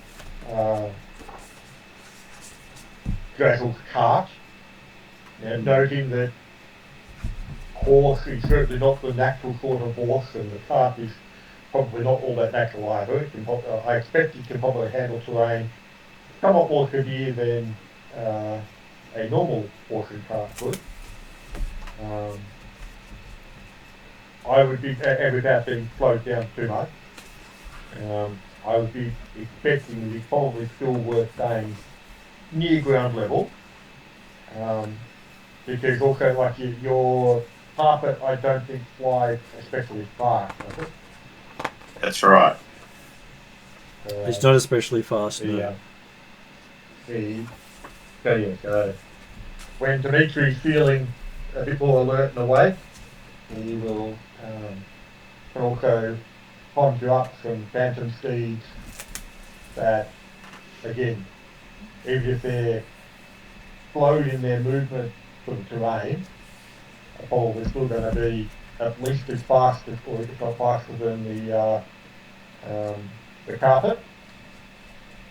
So I'd say, well, good to get Carl have some practice at controlling the carpet and making certain he knew what sort of things he was going with.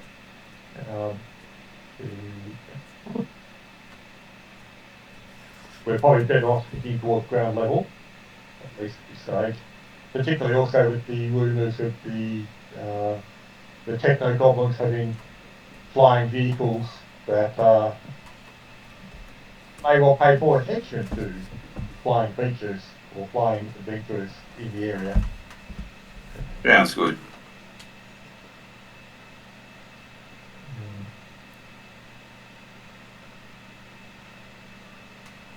Okay, so traveling into the area there, So based on that sort of idea, Martin, Mhm. with effectively Drazel's cart and phantom steeds and things like that, what sort of progress are we likely to make through the mountainous terrain in a day's travel? through the hilly forest, you can easily do 16 mile, bringing you up to the foothills of the mountain. Yeah. And then when we're going through the mountains, we're probably looking at about a hectare a day. Is that what we're suggesting? That's what you're expecting, yes. Which covers for finding ways around. Exactly, yeah. And obviously, yes, if we come across particularly steep chasms or things like that, that's where the flying carpet's certainly going to come into a zone to go straight across the chasm rather than to go down and up again type stuff. It does mean you can take most of your gear with you without any issues. So basically we're looking for about, we're expecting, without any other unreasonable delays, about a week to get from Hobart to the mountain. Is that right? That is correct. You're seeing if anything major happens on the way there. Yep. Just that because of the environment, it doesn't have the usual amount of wandering monsters. Right. Do we see any evidence of other activities, civilization, animals, monsters, as we're travelling along in that way? Seeming based on the dialogue you went through, obviously we get across relatively uneventfully, but...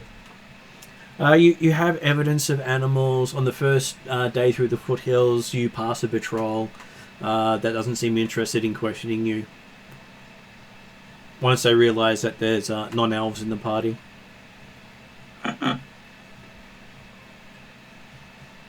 Really?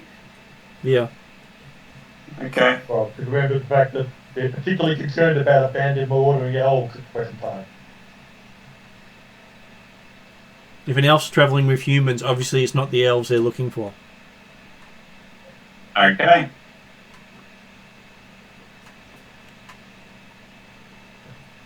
Okay, so that was on the first day while we're still through the foothills, I'm assuming. That was in the foothills, yep. And then you spend 5 days travelling through the mountains. Okay. While you're doing so, you do see evidence of creatures.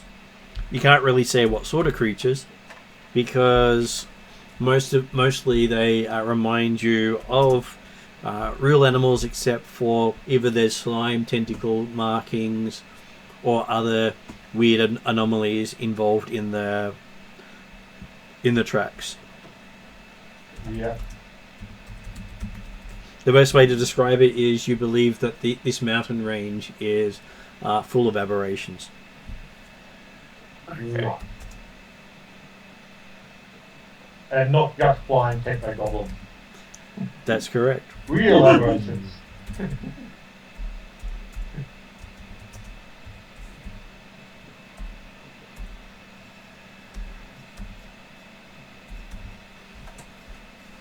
So on the 11th day of the month,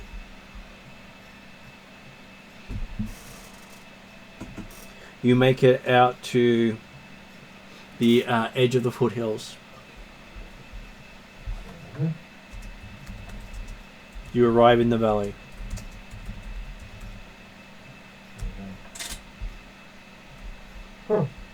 You do. You're able to make the conjecture that the valley itself was not naturally formed, as it looks as if something came down where the foothills is and dug into the ground before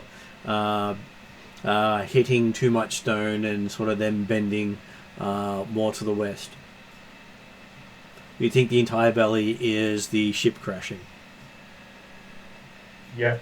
So you say embedded more to the west or more to the east? Well, you think it crashed in the west and then moved east in its crash. Yeah, that makes sense. Okay. So we're basically, while going might be a bit easier now, we're still some miles from where the ship is. But that would explain why it's so much easier to come this way than the other way, because the other side of it has been pushed up by the impact. Yep. The mountains are even more steep and difficult than they were. And more broken. Yeah. Whereas you have this nice Right, yeah, smooth slope going down here. certainly indicates a rather large ship travelling rather fast. If it can level mountains and create its own canyon. Well, it doesn't look as if any major pieces fell off or are visible. And with the growth here, it was definitely more than 500 years ago.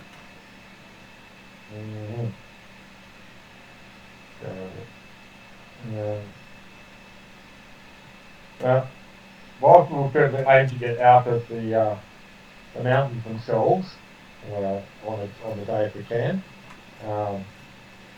if nothing, just to get out of hot, if they're high enough, if up here in the snows and glaciers or pieces possibly.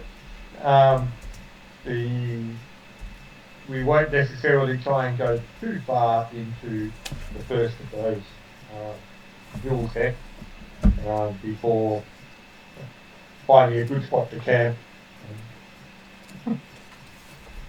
resting up for the evening.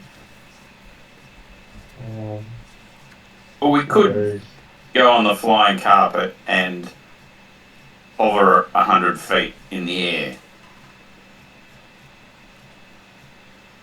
Just For saying. sleeping, you think? Yeah. I can go into my trance and keep an eye out. Yeah, I'm not sure that I'm all that keen on the safety rails on the carpet are non-existent. Okay. Dimitri's less keen. He was happy enough to nap a few feet above the ground if we travelled along on the first day.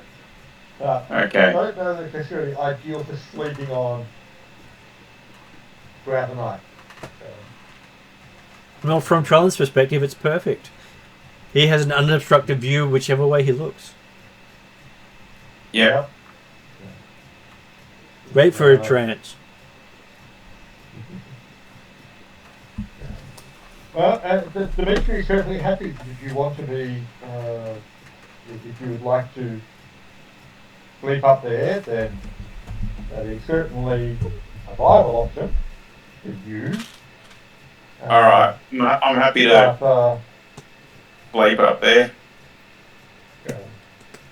Dimitri will certainly be aiming for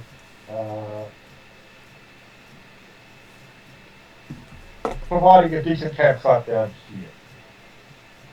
You can see whether he's got the appropriate up or whatever type stuff you can put these in level up. Okay, so there are a few things you can do. I'm just going to duck off to the bathroom while you figure out how you rest.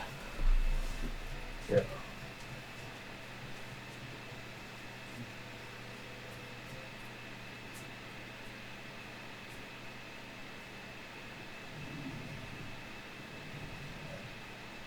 Just trying to see the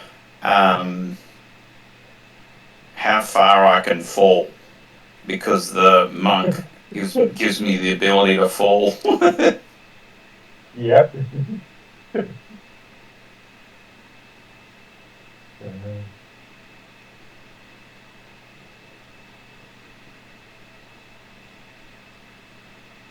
Okay, use your reaction to reduce falling damage by monk level times 5 points. So that's pretty generous, actually. 55 points. Okay. Yeah, 55 feet, yeah.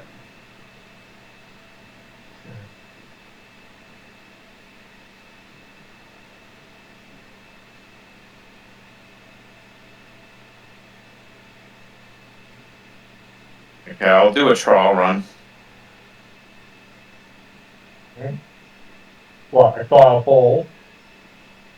No, I'll do a trial trance and then react when the time comes.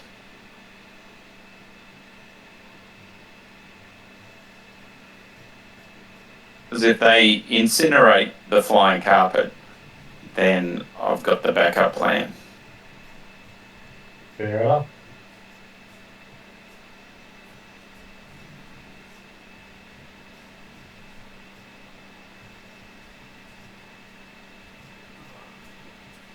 So how did you decide to set up your camp? I'll be hovering about 55 feet up and in a trance, and we'll see if I become a target.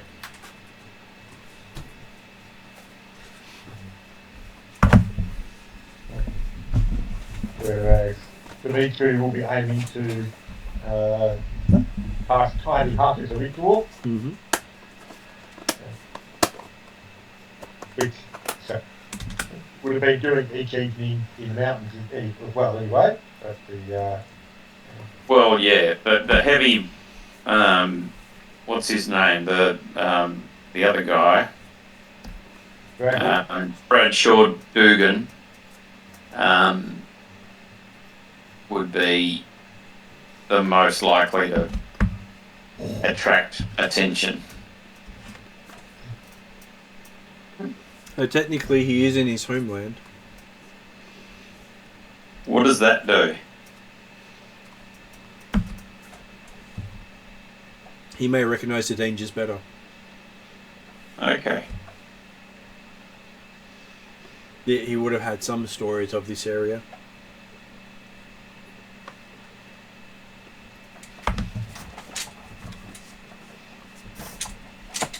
Probably stories of why dwarves don't go here.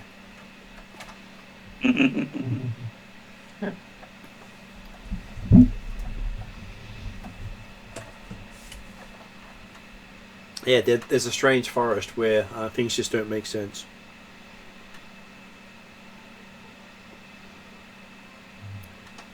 Yeah, just looking at the rules for Tiny Hut, the only concern for the current party would be that technically horse can't come into the hut. Unless horse is not always large.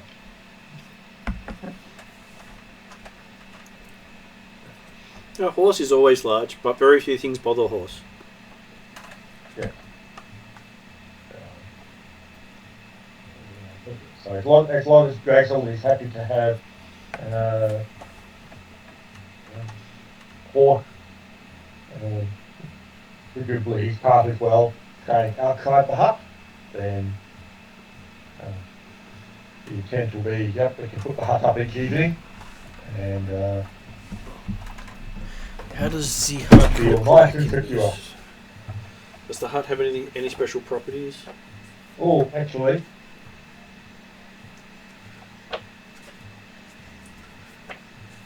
no, they probably don't cast that every night. So I just looked at the fact that it's got a material component for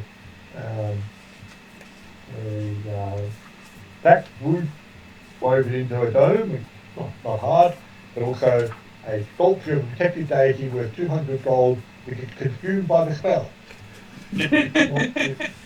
So,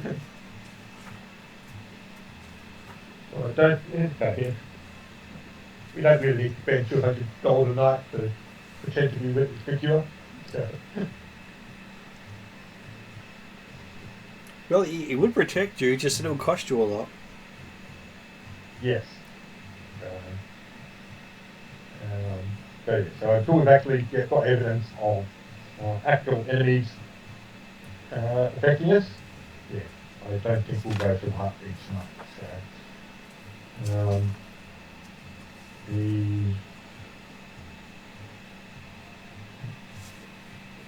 So in each case, in this one here, while the terrain has changed, and yes, there might be more around, quite possibly there'll be less dangerous things around because of the nature of this particular valley and how it got formed and why people stay away from it or get attracted to it. We'll go for setting up a fairly standard camp each evening.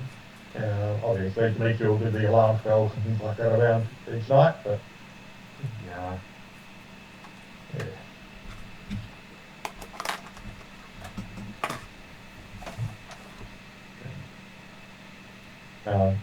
So Callum's apparently attempted going for painting at a high level. Does your carpet have any use limit per day? It No, does not. It just flies. there was talk of it being used for 24 hours a day. And I couldn't remember whether there was any use limit on it or not, but it was all case confirming there was not. So, But yeah, I think it only goes about 30 to 40 feet, something like that. Yeah, So it's not very fast, but it's not very fast. Yeah. And that's if you have less than 500 pounds on it. Yeah, you don't weigh it down. Yeah. So if you have Brazil between 500 and 1,000, then it goes at half that speed. Yeah.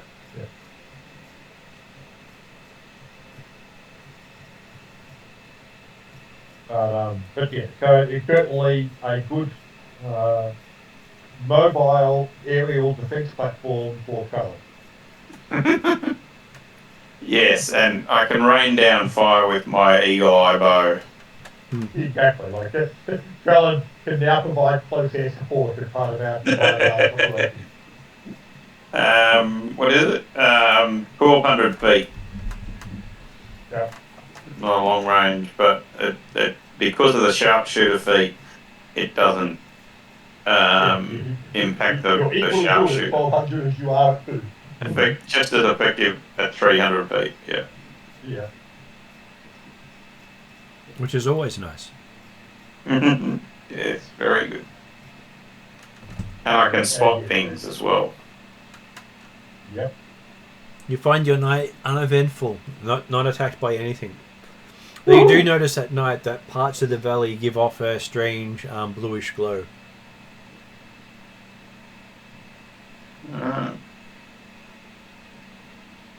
Very. Which, unlike the Shadow Elves who have a greenish glow for their gear,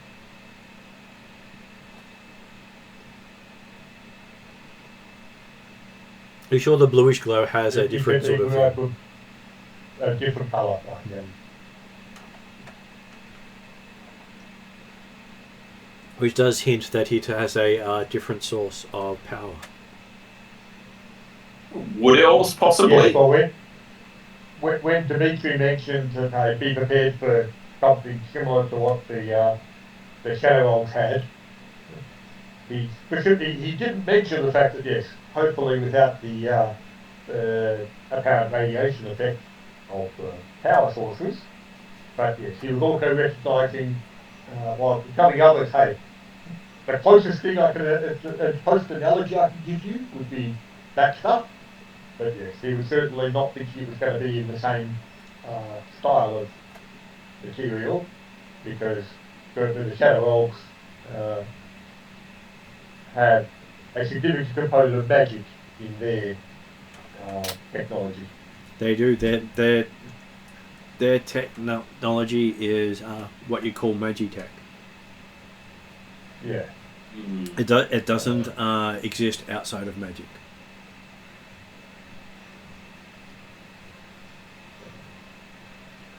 In the morning, you notice the glow of the valley die down with the natural light. Mm-hmm.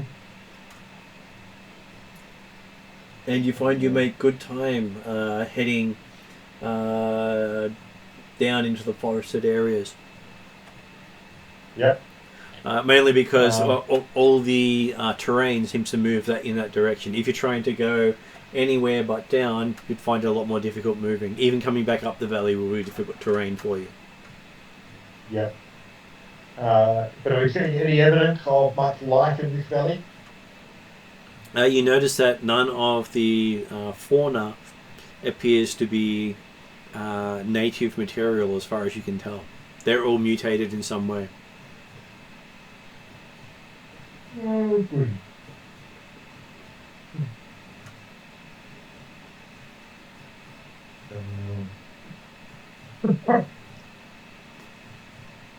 So they can get a third arm like that's all. You do find what you think is an apple tree, except you notice that all the apples are translucent. and you can see all the insides of them.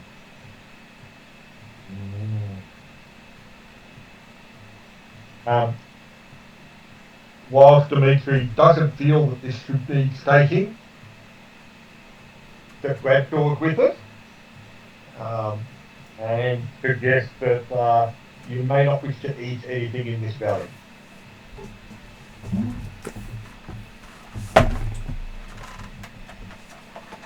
I'm sure Bradshaw will keep his rations away as well. Taking you for the word, not 14-day rations.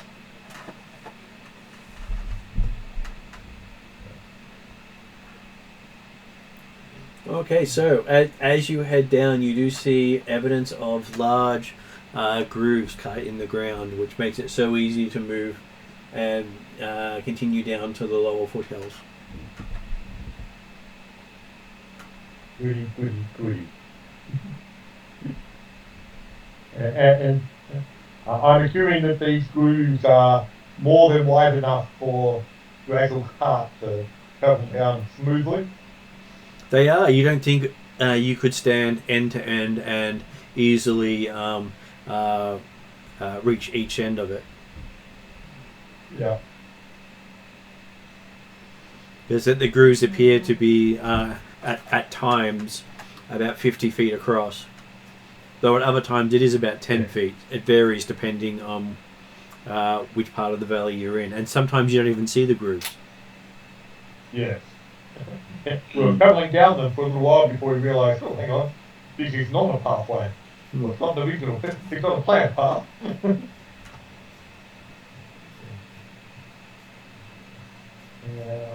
And certainly travelling through this area, have to be going slowly and allowing Fallon to be scouting, like hovering above, travelling through. So he's got a good visibility of all around.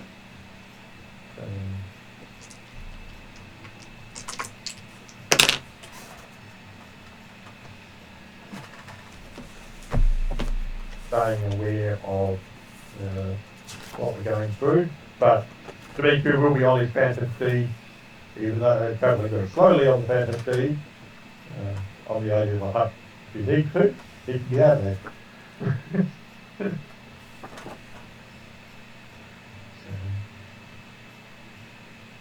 But obviously that's not something he thinks of at all, is it?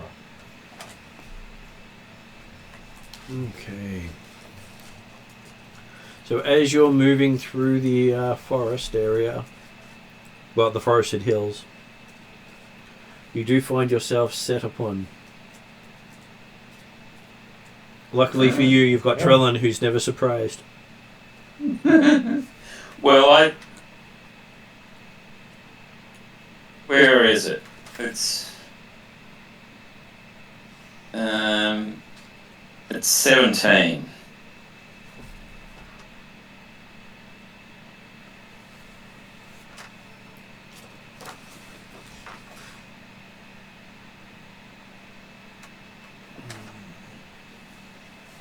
So we're just trying to find the actual entry, because they were nice enough not to name them the same as what they are in the book.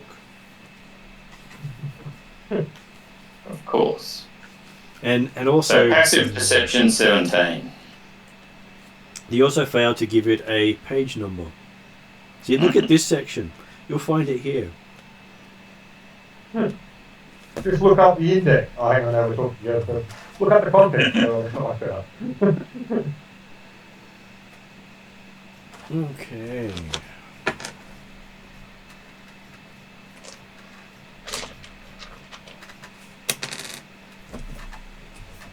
So I will get each of you to give me initiative rolls.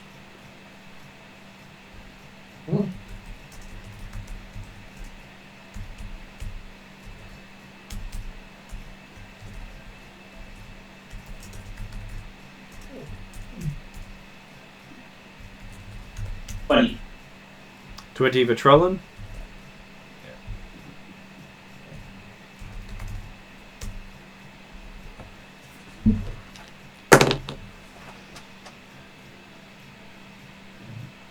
For 15 for Dimitri. Sorry, 16.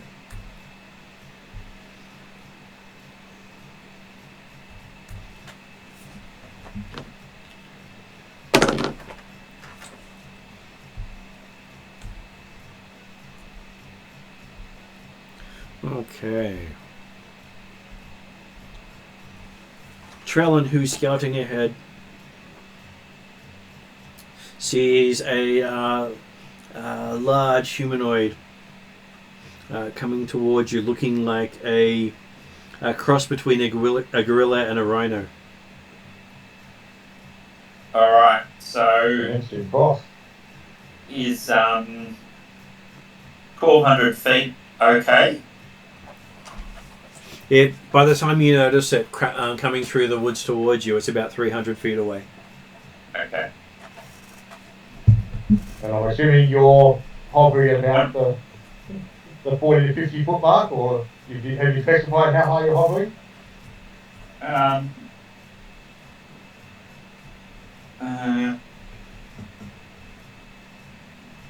Let's say 200 feet. Oh, okay. I thought you were staying down at the 50 foot mark, so therefore if the got very down underneath you, you still fall.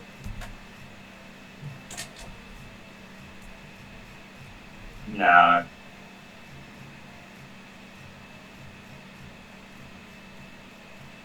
Because I've got One question is 1,200 feet range, so why would I lower myself that much? well, because so you don't know exactly what the range of these techno goblins weapons are on their mechanized cars. If they burn the carpet out from underneath you, and falling 50 feet is certainly a lot less dangerous than falling 200. But I do have the monk ability to fall 55 points worth of damage, so it just takes off 55 points of damage, so... Oh, sorry, I thought it was 50 200 feet, so yeah. 55 foot. So,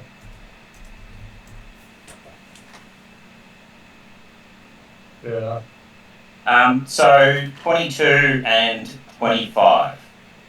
Were the class you hit? Yeah. Okay, so you hit with both. There are two of these creatures coming towards you, well, towards the group.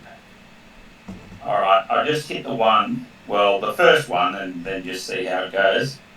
5d8 plus 7. Pretty.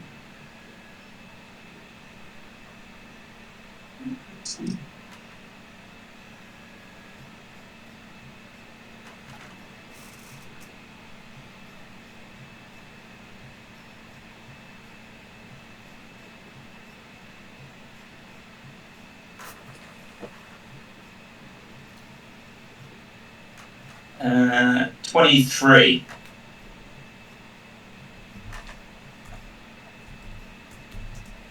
Okay, you seem to hit it.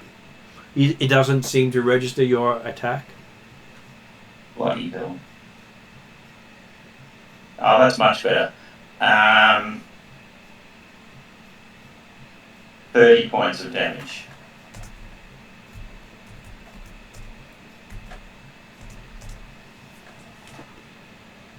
Okay, you actually see your shot go straight through, and pieces of it come flying out the other side, and it continues on as if you haven't done anything. Oh, jeez. Okay. Okay, Trellin. Oh, sorry, Dimitri, you're up. You've just seen Trellin attack something coming towards you through the trees. Then you recognize it as a cross between a gorilla and a rhino. Okay. And did I see that these arrows did not necessarily seem to have an effect on it, or It doesn't seem to. It doesn't seem to care about getting hit. Oh, okay, right, sorry. So they certainly hurt it, but it was still fun. Well, it doesn't have the reaction you'd expect from something being hit by an arrow. It doesn't slow, change, alter, stagger. It just continues as if nothing's happening. Right. But did it appear to take damage? Hard to tell from this distance. It was 300 feet away from you. Happy with that? That's all right.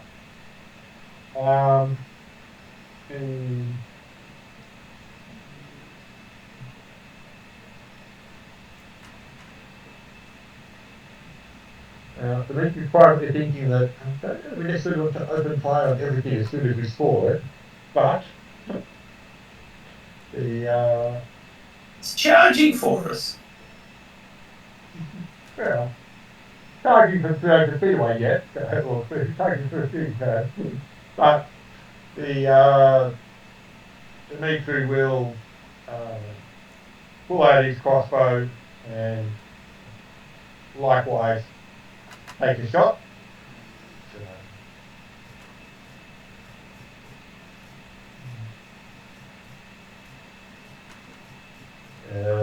So long range is disadvantage. Is that right, memory? Anything over the initial range bracket is disadvantage.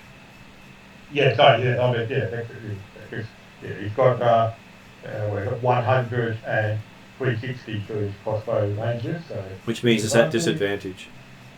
Yeah.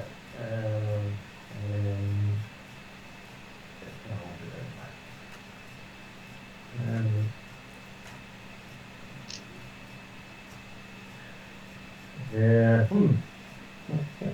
The two dice total 20. Unfortunately, one of them was a 17. So, AC 16. 16? You said? Yeah. Okay, so Sorry? you said AC 16? 16, yeah. Okay, you seem to hit it. Oh, okay. As much as we go anything on this.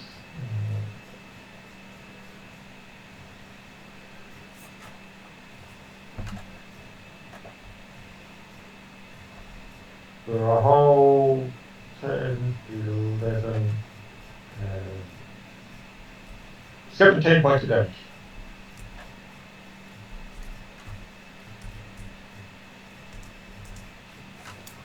And you don't even notice it, seem to feel it as the bolt buries deep into it. Okay.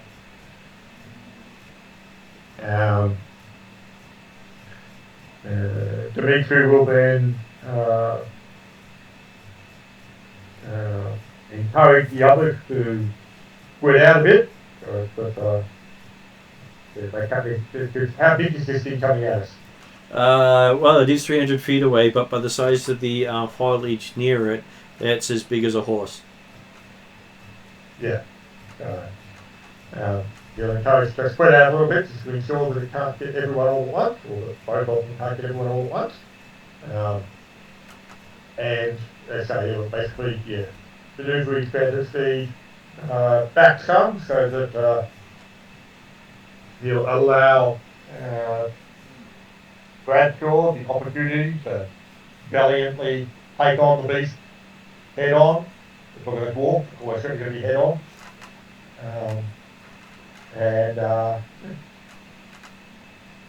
Encourage Draggle likewise to allow Bradshaw to take the centre. Okay.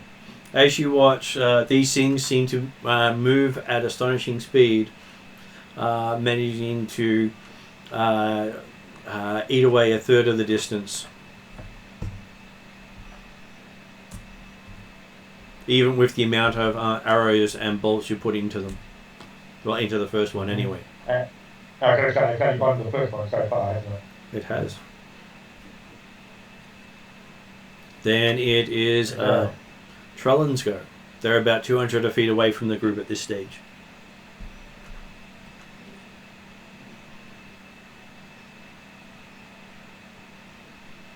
Ooh, natural 20. So that's like 34. Okay, that is definitely a critical hit. And that is...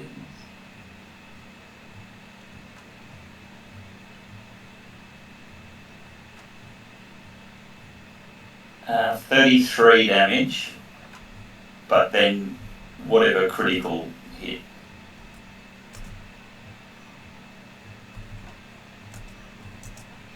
Okay, you hit it, and you seem to do so much damage, half of it falls off, and the legs keep running. Alright, I'll hit it again for, well, it's 25. That is also a hit.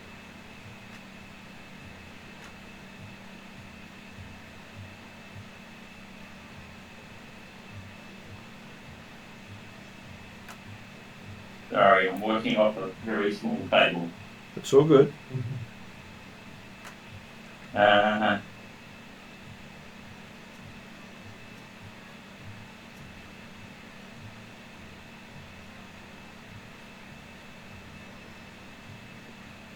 $32 damage, but not accurate. Okay, so you seem to have embedded another arrow deep into it, and it's still running. Alright, Dimitri, that's it. what do you do? So, you mentioned that apparently one of the blows took about half its flesh away, but it was still coping. Well, the top half of it fell off, and it continued running. Right. The Dimitri will take spend the time to have a better look at these things. Now they're coming a bit more easily spotted and seen. Does he have a spyglass? I do. But that's 200 feet up. Okay, I know one of my characters do. No, that is Dimitri, yep. From the Hollow World, Alphacian Airship. So he pulls out the... well, he'll pull out the spyglass, have a good look at what's coming towards him. I give him a perception roll with advantage. He can determine exactly what it is and whether it's a natural, magical, unnatural, or mechanical creature, whatever it might be. Wow. I'll take the 7 as opposed to the 1.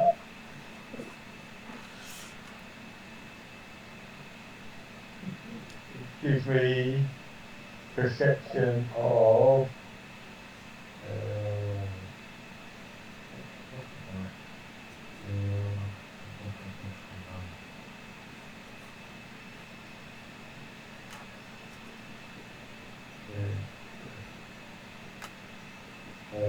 $15, $20. Okay, so with a look at these creatures, you can see the visible suturing of what appears to be one animal grafted onto the other that you have seen in some of the construct guides that you've read over the years. Okay. But they seem to have a metallic inside with gears that remind you of the gnomish devices. But the gears inside it seem to be different and more refined than what the gnomes use.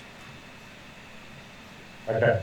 And now when you originally described them as sort of a cross between an ape and a rhino, a gorilla and a rhino, looking at this sort of is so now it looks more like an ape torso on a rhino body.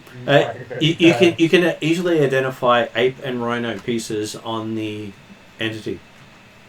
Right. So it's virtually a ape rhino versus combination of a centaur. Is that what we're saying? It does look like that, yes.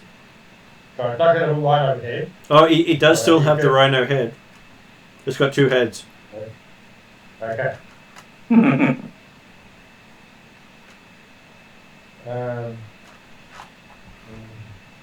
Okay, well, I will call out that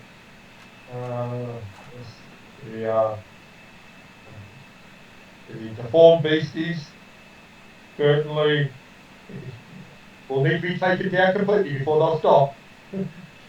Or we want to aim for the bottom half and like a couple of stop the running. And while you're watching, the first one you're watching seems to seize up and collapse. Okay. Now the other one is 100 feet away. And we have a Bradshaw back. Yep. Oh. So you've got some rhino apes coming towards you. Oh. Do you wish to run forward and meet your fate? So the rhino, you say? I know. I said rhino ape. If you think of a centaur, but with a gorilla torso and rhino body, but still with the rhino head, then you're on the right idea. Okay, well... It's a gorilla riding a rhino, except that the legs are gone. The gorilla 100 feet away, is that correct? He is 100 feet away.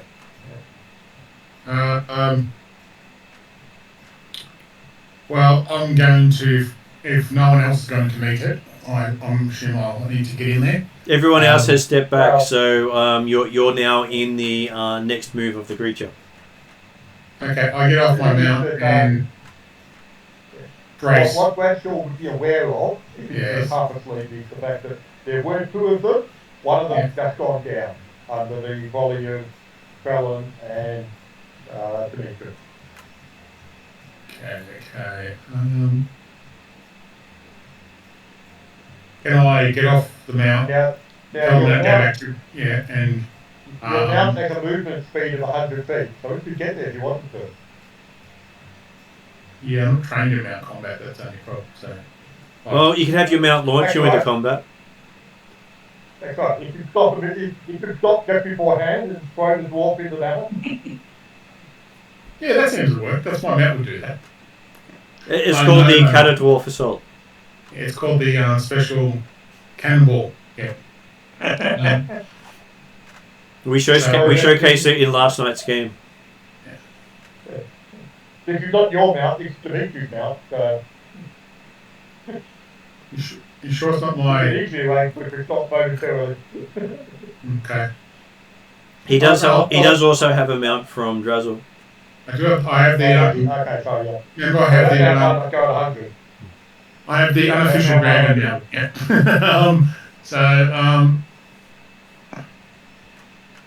Okay. Well, if I'll go charge, and I whisper to my mount, you know what to do, and he knows the drill. Mm-hmm.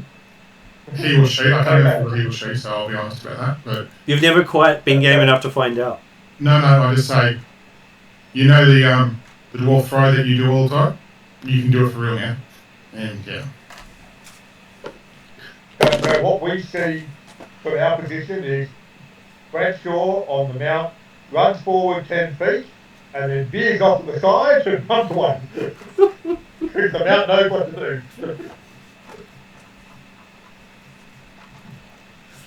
This is the mount that's not scared of anything, so I don't think it's really going to be scared of this thing. So, anyway. So that's what Bradshaw will do. We'll get the... I'll use it up to the DM's idea how it goes. But I'll fly through with shield and warhammer out to go for a fly through hit if I make it to it in time. So... Okay. So, as you go charging forward, you get about 60 feet in before you're tossed another 20 feet. Yep. And find yourself about 20 feet short. Okay. Need some practice with that. It's okay. I'll brace for a hit kind of thing. So. Okay, Trellin, you're up.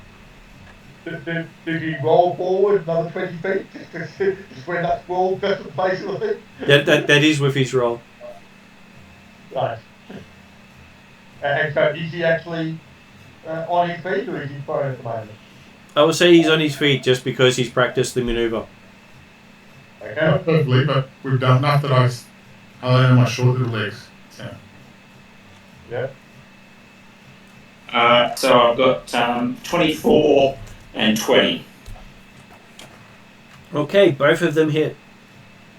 Nice.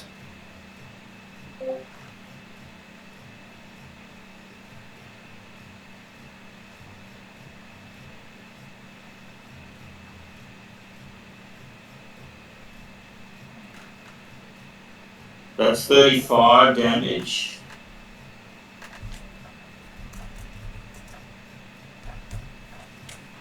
Okay, so and how much was the second? And 29.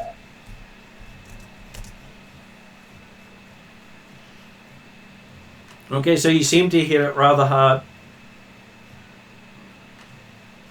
And then it is Dimitri's go. Okay, well, now that it's come within range, Dimitri's going to stay still, take up a good aim, and shoot it between the eyes, the rhino's eye. Bloody hell. So with advantage, I get another one. But this time I can take advantage of the other die. It's more than a 7, but a 14 plus 13. But do you have advantage at this stage, do you? Well, I don't have disadvantage for the range, like within the first range increment, and because he's stayed still, taken the steady aim, gain advantage. That is pretty good. Clearly you get an advantage from seeing an old friend.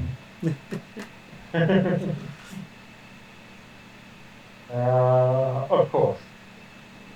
But yeah, so 27 AC.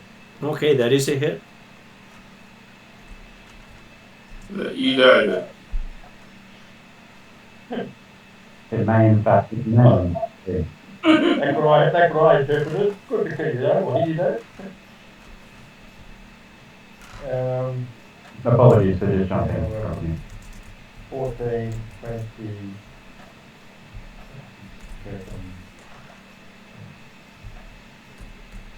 33 damage. Okay, you seem to get it right between the eyes. You're not sure you hit anything vital though. That's right.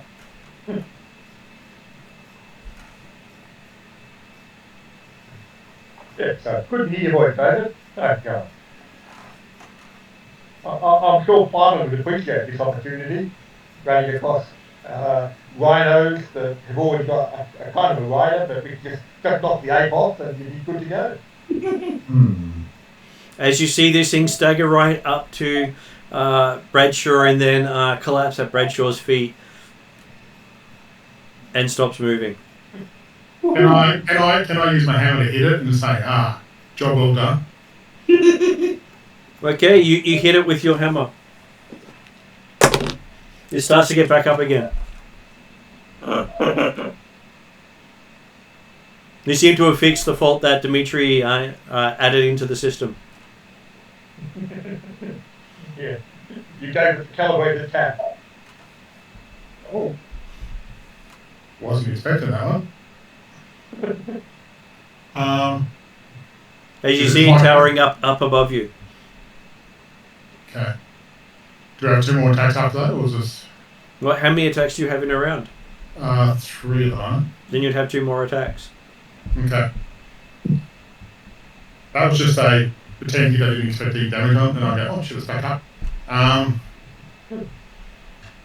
well, that's why it was the calibrated tap. It's just enough to knock the gears back into position. Let's just say I rolled a 1 for a 12. Okay, you hit it again and you see most of its chest reform with the strike. Okay. Okay, this is not my knight. That's a 14. And again, with a third hit, it seems to be fully restored. You have the magic touch. What?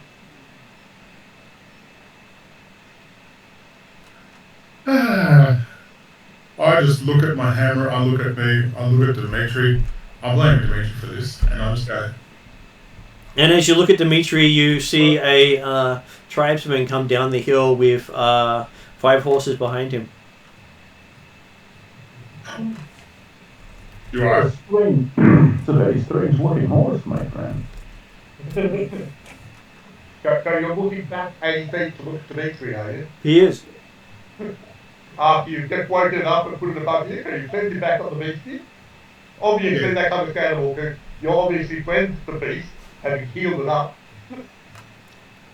Yeah, I've also changed 2 dice, by the way, as well. So, yeah. A 1 and a 3 deserve to be changed. I look at this person on the 5 horses, and I feel my heart grow stronger based on I know who it is. I don't yell out loud, but Does this mean Bradshaw starts singing and turns it into the musical number?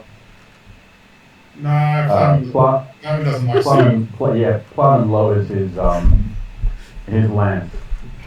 And Dimitri starts, as Bradshaw starts running forward, arms wide.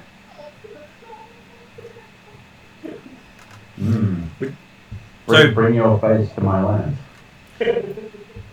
So Plowman rides down into the valley, seeing his friends beset by a rhinoceros ape.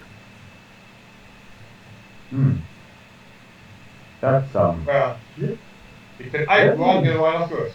The ape missing legs. What nonsense have you got yourself into, my friend? At which point it's Trellan's go. Alright. Is it something to do with piercing weapons? Well, you seem to have taken it down with piercing weapons. And he'll back up again with bludgeoning one.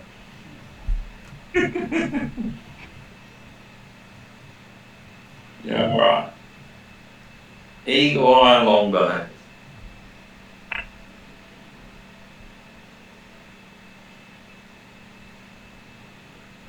So it's a 28. Definitely a hit. And a 21. Also a hit.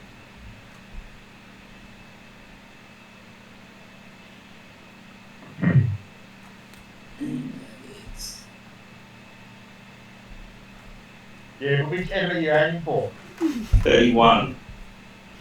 Well, there's one that's already monstered, and Yeah. Because we've got one rhino ape and one person helping them. well, I'll take out the one that is up Yeah. because another one is down. Martin, I'm just gonna jump in here and say that there was only one enemy to begin. Well, there is only one enemy, and then there's also an idiot who accidentally drew a line.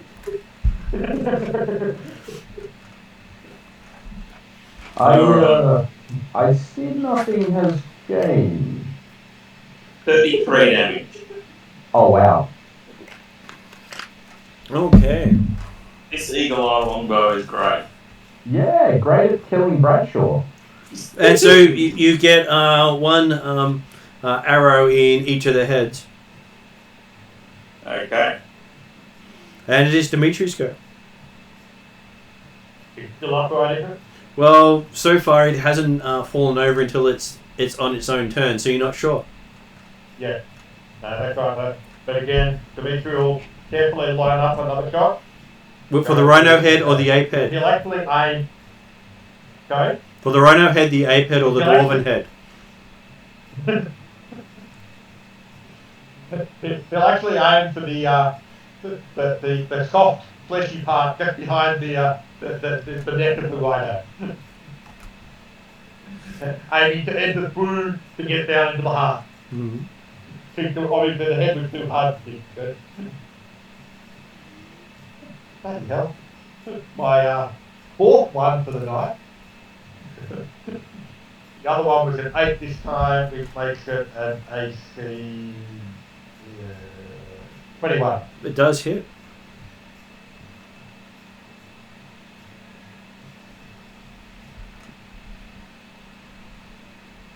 Oh, that's not bad. 15, 20, 26, 32 points of damage. Okay, that strikes it rather soundly. It embeds so far in you don't even see the fletching. Yep. And then it seems to fall forward on towards where Bradshaw is standing. Bradshaw gets to make a reflex saving throw and see if he rolls another one.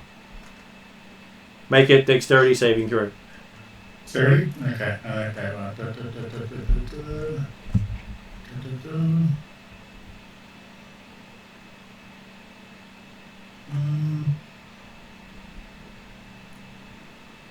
think I had... No, okay. Oh, it's better. 20.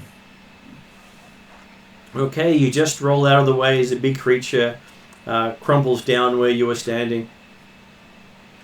So don't touch it. Okay, quick, give it an attack again. Bradshaw, you're now up. I rolled above a 10, so I decided not to touch it anymore. And then Plowman finally reaches Dimitri after a mass ride down the valley. Hello. What was that? Let's go forward and find out, shall we? Yeah, sure. Okay. Dimitri will have a look up to Fallon and just get the all clear that it seems there's nothing else coming at us immediately. No, I can see out a long way. I'll defer to Martin because he's the GM. Yep. Trudlan's on Overwatch looking around you. But yeah, so Dimitri will head forward, presumably with Plowman and Draco. And Roll the leaders in. to find out and have a closer look at these marvellous beasties. Okay, examining the creature. It seems to be a merging of beast and machine. And I picked that up and going straight away. but at this point, it looks as if the rhino and the ape were not stitched together. The stitching you see is where surgery was done after the as an after effect to the creature, not as forming the creature. As in the creature was apparently born this way and then underwent surgical repair for injury. It looks as if it went through surgical enhancement. Right. To potentially implant cover the mechanical work. Well, you see that the ape hands have claws sticking out through the knuckles. Jesus. The rhino's horn is so sharp that you think each charge would pierce nearly any form of metal armor you know of.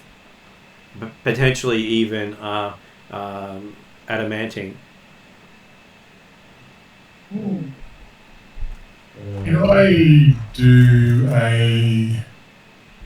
as a dwarf and a little bit of knowledge on metals and things like that, and would be able to determine what kind of metal it might be at all? Or? Sure.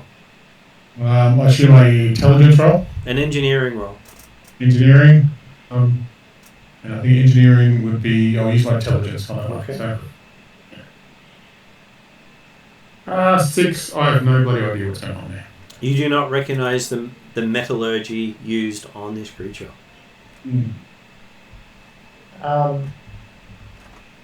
To make you work out why it was that apparently susceptible to piercing weapons, but that the bludgeoning weapon appeared to heal it back up again.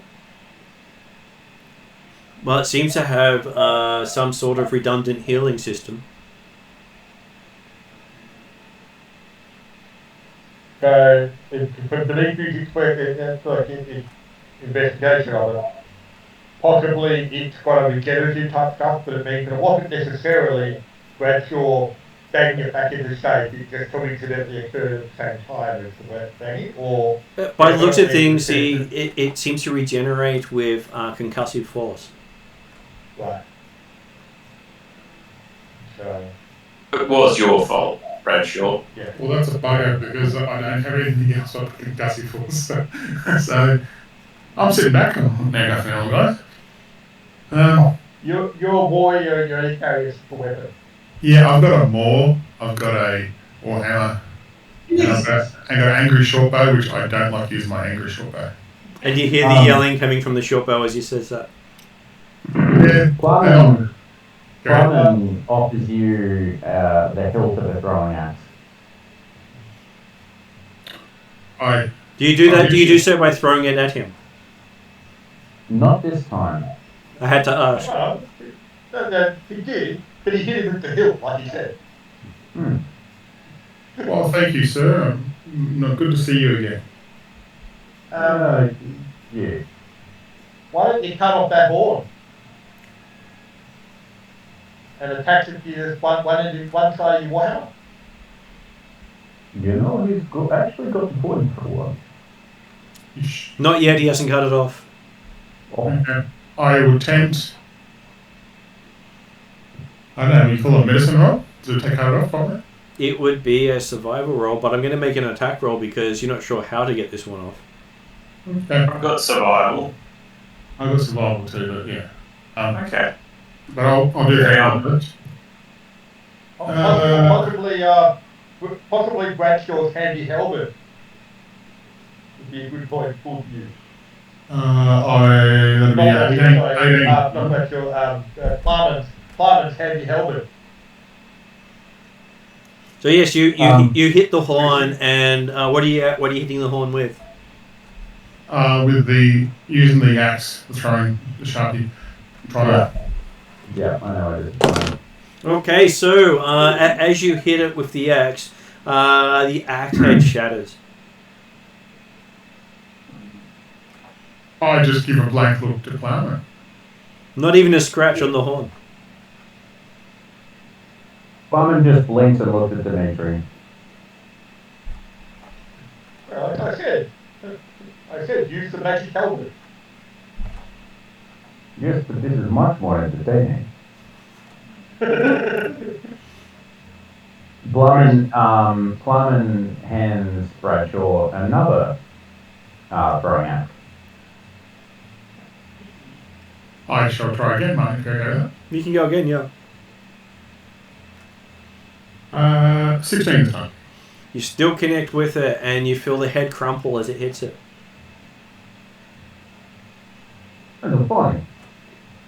Hmm. Very good. Plumman gets down from Regem and lines up the horn with his awful halberd. And Usually you must carry the helmet, could back carry down it. no, I was going to say that's how he found you here.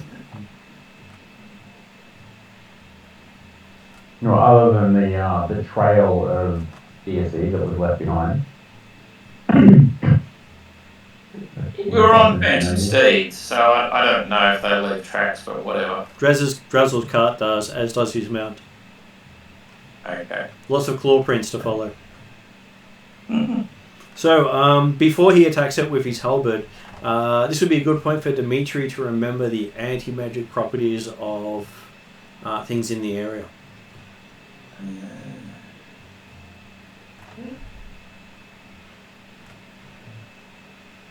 In slow motion, Blumman continues to swing up. Okay.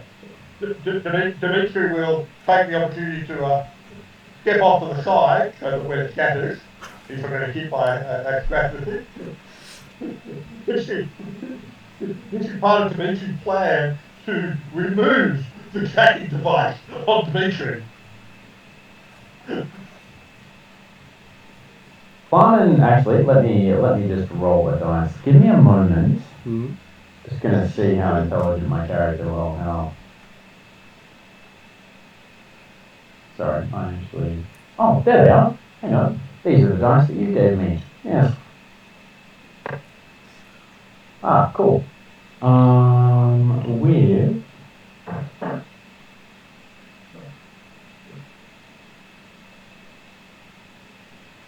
mutton, I'm going to assume that. Oh, hello, dog. Yes, you're a dog. Did you know you're a dog? What would be the relevant I'm not a dog, I'm a friend. perception? What's our perception here? Perception. You Wisdom. can. The standard is wisdom, but you can use intelligence because, well, you've just been watching what people do. Yeah, I'll take either because it doesn't matter. 16. I mean, would that be enough to notice a Dimitri taking a step back? Well, you suspect that even your magical axe may break on this item. Yeah, no, that's not where I'm going. Do I notice Dimitri taking a step back? You do. He wasn't suddenly shuffle about it. Just as Plumman's about to drop his halberd to cut off the horn, he stops and looks directly at Dimitri. You thought I was actually going to destroy this thing, didn't you? How? Because he gave you a hint. Experimentation is also always worthwhile. Non-magic weapons didn't get through, so. Oh, we both know that's not what I'm talking about. I know. You know that I hate this weapon, but being able to find you whenever I want, it's going to be useful. And for your advantage, it doesn't go the other way. Dimitri doesn't know where you are.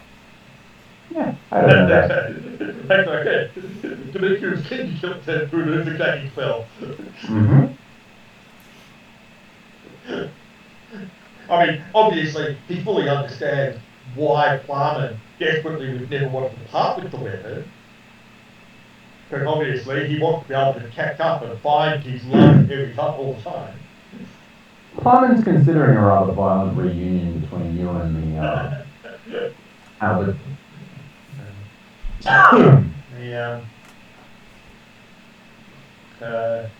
So while you're having a look at it, I'll give Dimitri a Arcana check as he's checking over the remains. Yeah. Oh, finally something got decent with that. Because it only took time to get one or the other.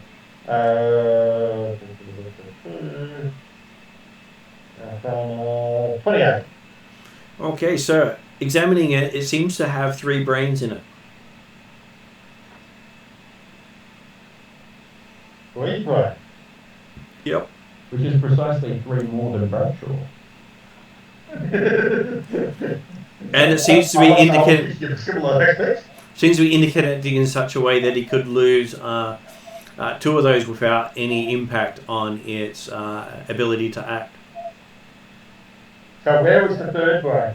In the rear quarters. That turned out to be in the rear quarters. Okay. Where your arrow embedded. Yep. When you thought you were going for the heart, you actually hit its 3rd brain. Perfect.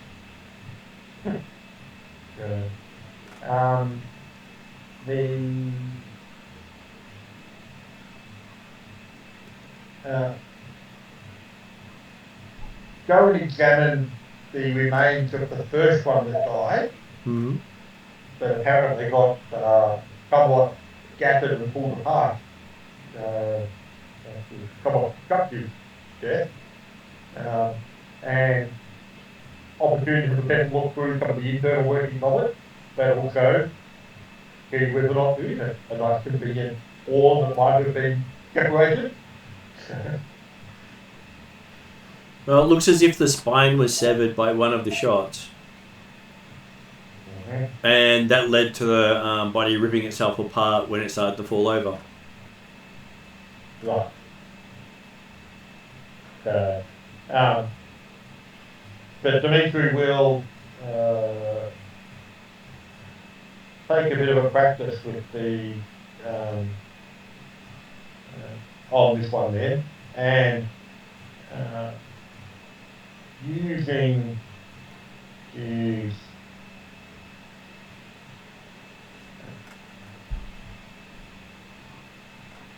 +1 dagger of vengeance, which is technically a cursed item, but he's not very early on. He's still after getting uncursed from it. He's been carrying it around because you never know when it could be handy.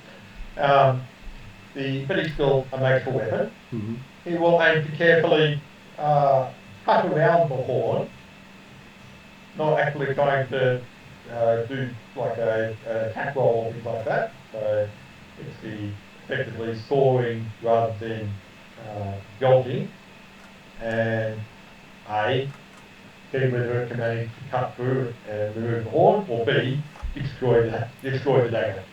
Give me a survival check as you do so.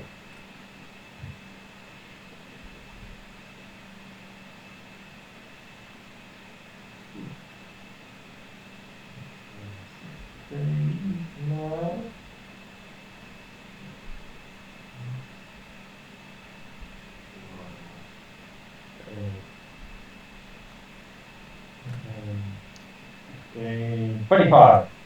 Okay, as you're cutting through, you get about halfway around when you feel yourself nick what you think is bone as the tip of your dagger breaks off. Okay.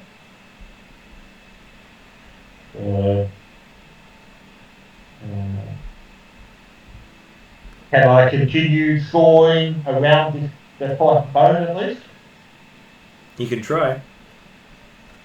Yep, I'll aim to continue, recognising the dagger probably potentially doesn't count as magical anymore. But You have a feeling it doesn't count as magical while cutting into this creature. Do you want another trial check or? Yeah, another survival check. You can always do better or worse. Yeah. Or a 5% chance could be the same. I got 25. Total of 25. Okay, so you managed to cut the horn off completely as your blade just turns to small brittle shards under your fingertips. Okay. Perfect solution. They got vengeance.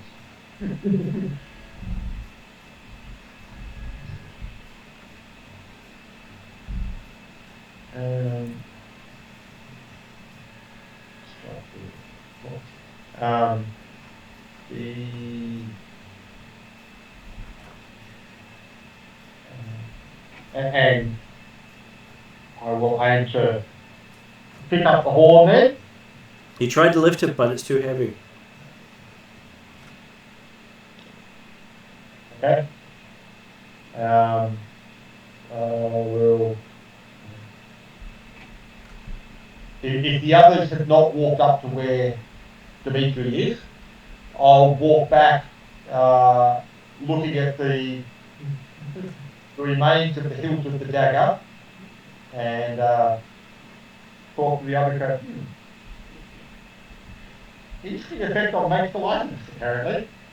But yeah, Bradshaw, the horn's cut off for you. You can go and collect it if you want. Do we burn it? I get my torch out and light it. I don't. We'll burn it and make sure it never comes back. No, you don't burn the adamantine. No, not the horn, I'm talking about the body.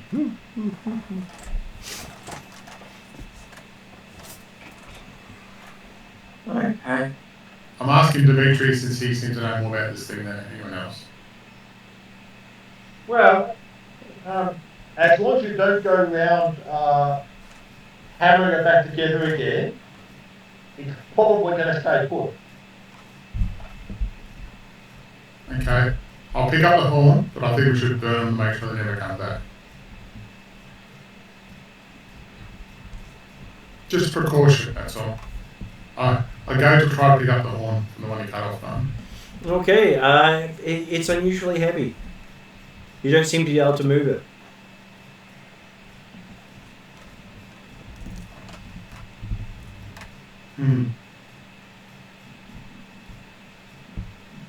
Okay. I'll give you another engineering roll. Okay. Here we go.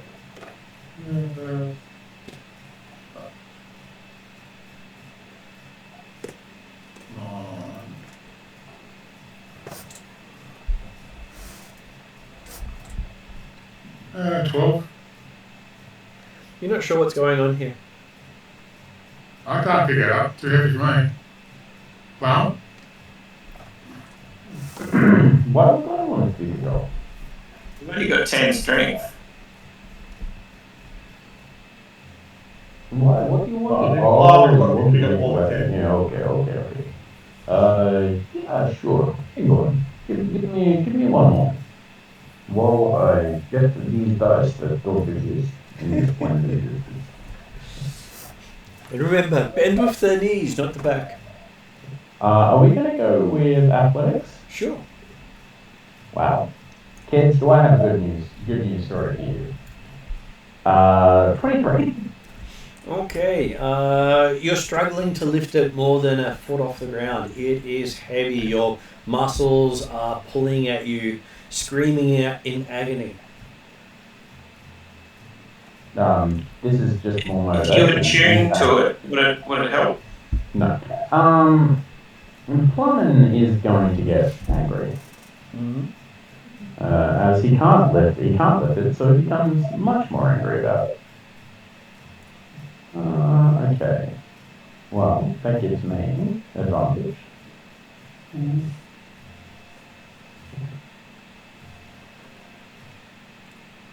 26. Okay, you get it up to about waist height and your vision is blurring with the pain.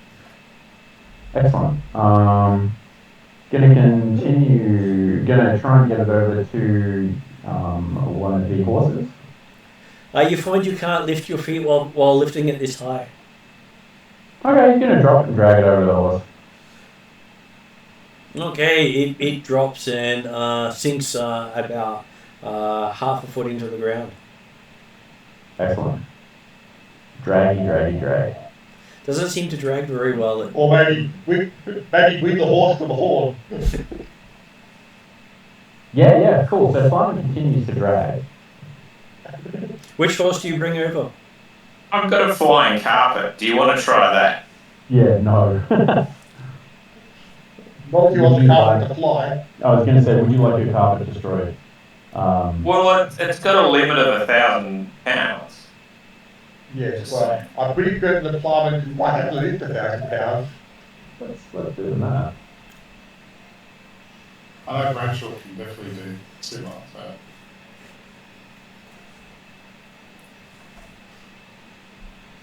Anyway, yeah, it'll drag it over to Regen.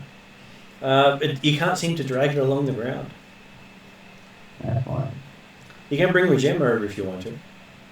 Don't be silly. See if Regen can strong enough to drag it.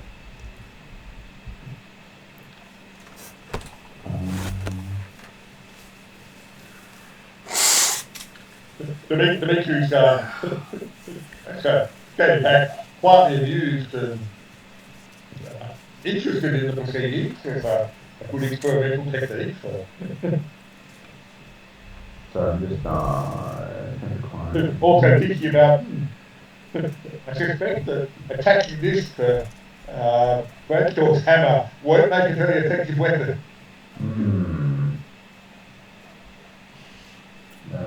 Strength plus is 30 times your strength score.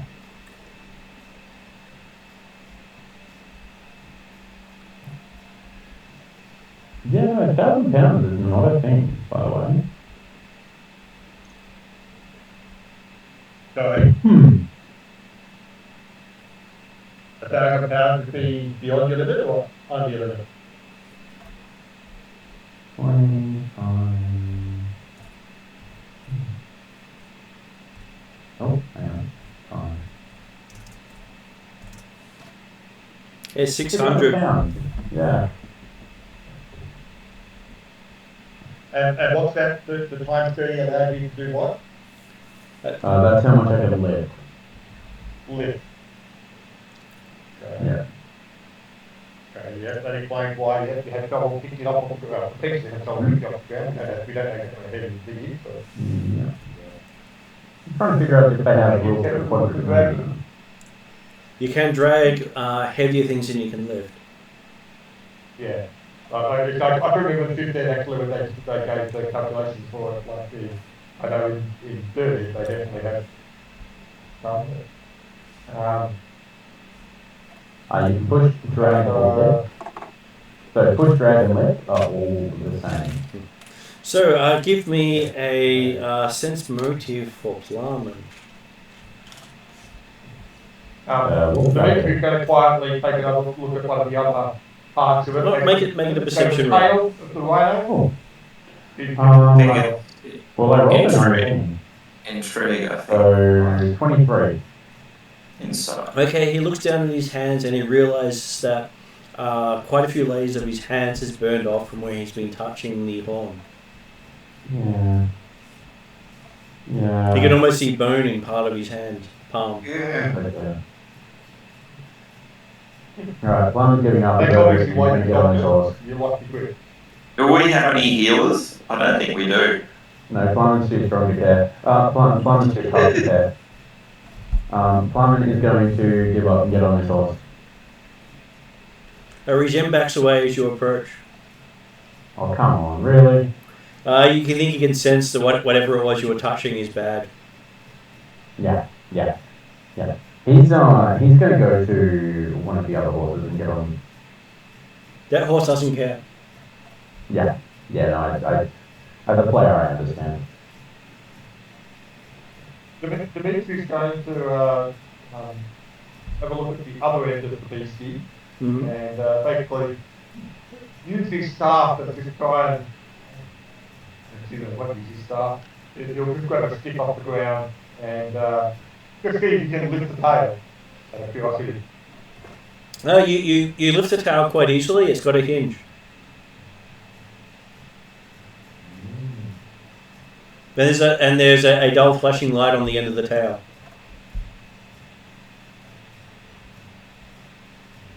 On the end of the tail? Mm-hmm. Not under the hinge of the tail, is it? No, on the end of the tail.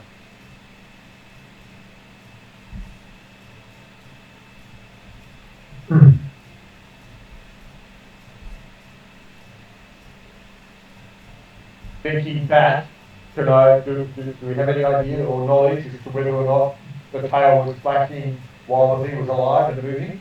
You didn't really see it from behind as it was charging you. No. Happy with that. Definitely a bomb. Or a homing beacon. At least it wasn't a sign. Repair drones. I was worried about a sign saying insert here, but yeah. Would you like one? No. I'm just saying that luckily it was only a light, okay? And I've refrained from any comments about plowing and horns, okay? So I'm being very good so far. At least it's not the same thing that happened with the dinosaur. Mm-hmm. No. So we burn yet? So Yeah. Speaking of, what are you guys doing out here? Hey, we just see how they do it. Go for it. Yeah. While Bradshaw plays around and like that, Dimitri will quite happily fill Plummer in on what's been happening, where we're going, and I'm sure Plummer will have all the information. But it boils down to Rheddrian said that apparently there'd been another ship that was possibly somewhat like his ship crash landed here many long ago, but have been uncovered or found recently, and that we should investigate it and secure the site. Okay. And you also there's also been stories of technologically advanced goblins that would use anti-magic type meth, as well as technology that possibly similar to what we saw on the Beagle all those thousands of years ago.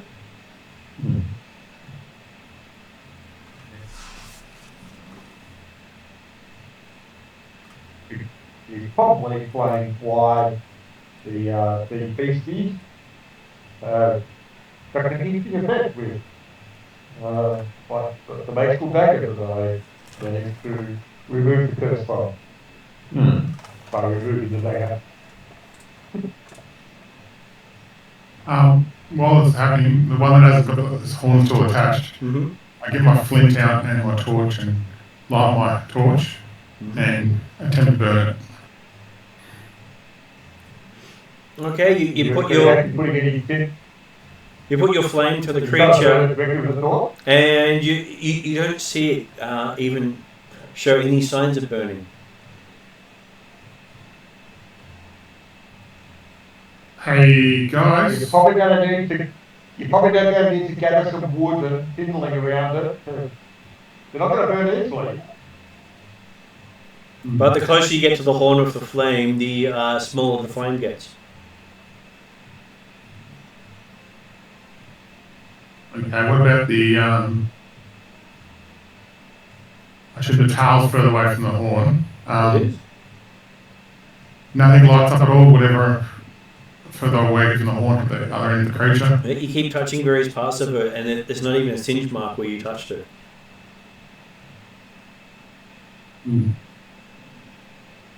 Okay.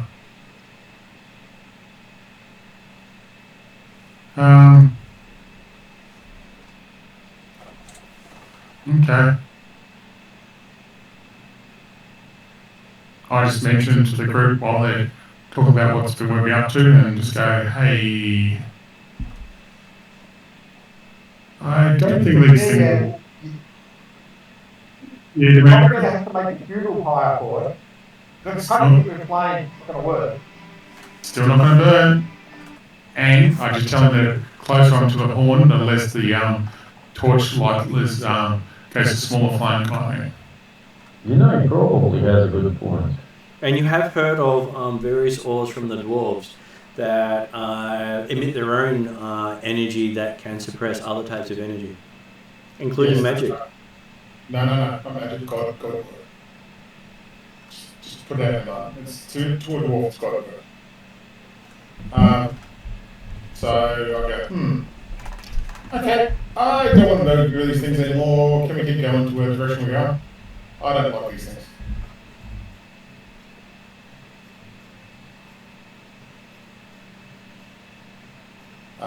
Don't worry, the horn there direction, let's keep going.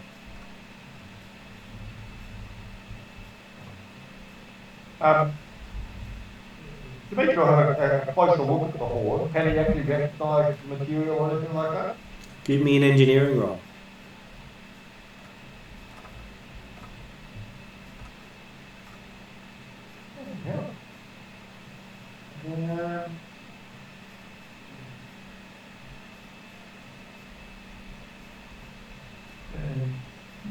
With plus 10, you got 13. Looking at it, you have flashes of recognition. And that's as much as you get out of it. But it certainly, the flashes of recognition, do they seem to be more for things that he might have read at some point in the past, or something he's actually come across before? I will go with yes. Right. So either you've read or seen it in the past. Yep, okay. There's a recognition there somewhere, but even Dimitri doesn't know everything that he knows.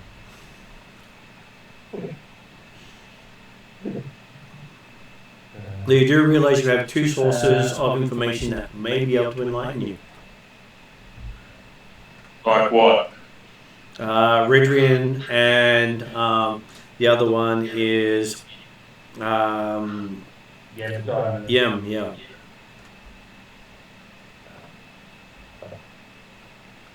But Alright. it's not that important to him right now to try and find it through the quest. Well, it's going to be quite powerful. Bradshaw had a thought. Hey? You've got a bag of holding, don't you, Dimitri? If we lift it up and put one of the horns in the bag of holding, you reckon that'll work?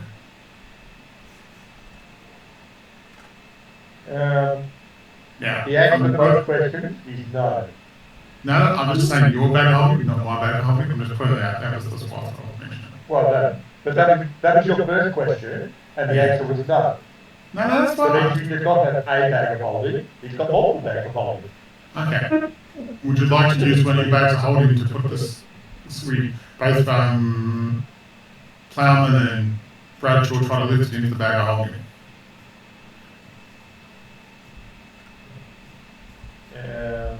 Assume you want to show it to somebody who might know more about it. As a player, I'm thinking that the immediate answer is no, but I'm just trying to double check the actual stats. Because I think 500 pounds is about the normal limit for a bag of holding, isn't it? That is correct. They do have limitations. That's right. And so the big thing, certainly like you're putting something that's likely to weigh more than 500 pounds in, if 500 pounds is the limitation. I reach out to Dr. Drazzle, who's probably sitting in his car still, actually. He's still sitting on his car. Dr. Drazzle, any idea what this horn's made of? Yes. What's it called? The jury. Bad stuff. So you're saying you shouldn't hang on to it, or should we bury it, or what should we do with it? Do as you will, he will stay away. Okay, that's enough for me. I put dirt over where the horns are on both. See if we can somehow bury it. He does add, Druz will not recommend standing near it for long periods of time, or may experience hair loss. Oh, I'm going to quite back because I need to keep my view there. I want one to so, Yes. that's good enough for me. The player is correct, yes. The standard bag of holding to carry 500 pounds, and I suspect that this item might interfere with the bag of holding capabilities anyway. Yeah, that's why I suggested yours, just so you know, Jeremy. I didn't suggest my one, I suggested yours because I wasn't going to take the risk of my backup. I got mine. So. Okay, I think we should move on to what we need to go, but if somebody wants to draw what it looks like, and maybe then show Rheddrian later or something like that. So I will give Dimitri an investigation roll to see if he can remember where he saw this material before.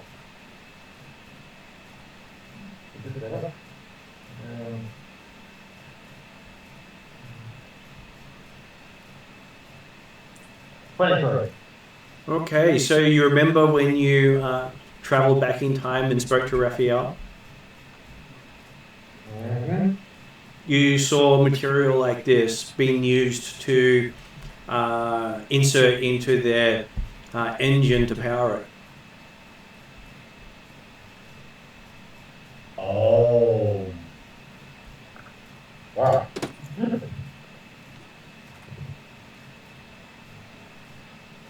So what we're saying is that At best, this is depleted uranium. May not be depleted. As I said, at best.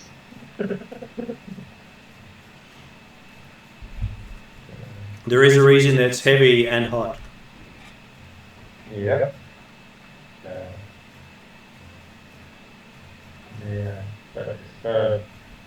Yeah.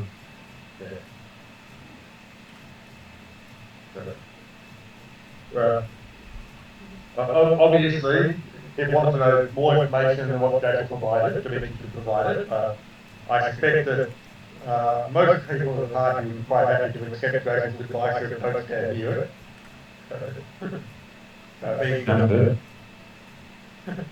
Well, given the way that you hoover up every magic item, then if you're willing to walk away from it, then that's good enough for me. Yeah, Dimitri, the magical item collector. He has survived many parties.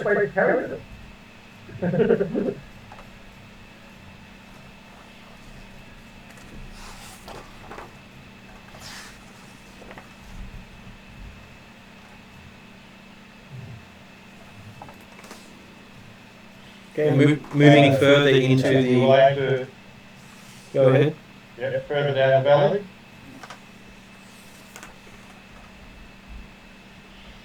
Moving further in, you find a partly buried piece of metal sticking out of the ground.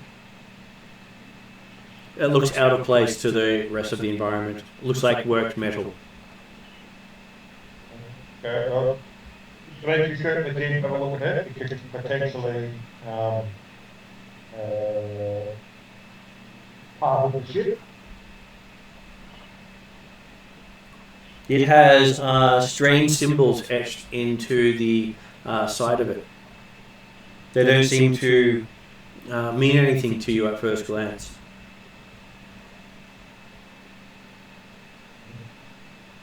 How big is this piece of metal? Looks about the size of his shield. Okay. And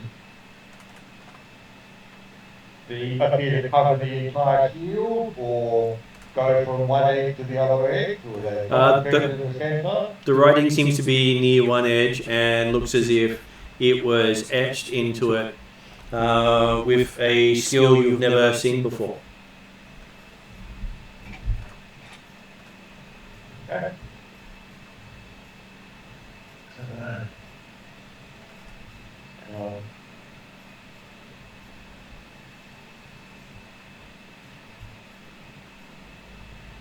Dimitri will take a minute or so and cast comprehend languages as a ritual. No.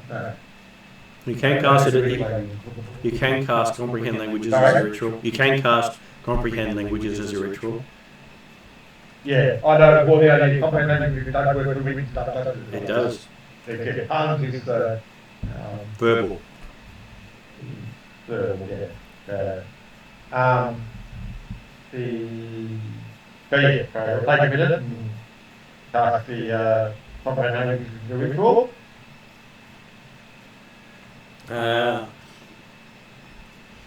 It apparently identifies where this piece of metal came from as Trans-Plutonian Space Yard number 5791.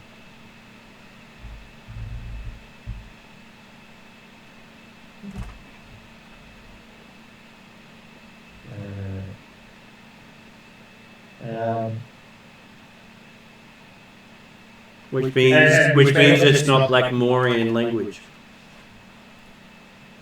Blackmorian? It means it's not Blackmorian language. Not Blackmorian, because you can't translate Blackmorian language with magic. No, right. And this field type piece of metal is fully exposed. Dimensional feeding, you can pick it up. You pick it up quite easily. It is lighter than most metals you've encountered.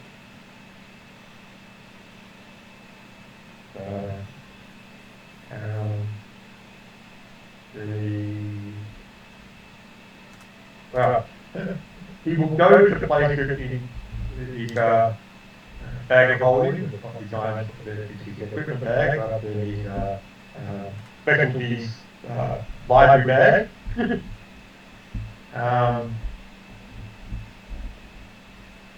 Depending on whether anyone else in the party has any objections or concerns.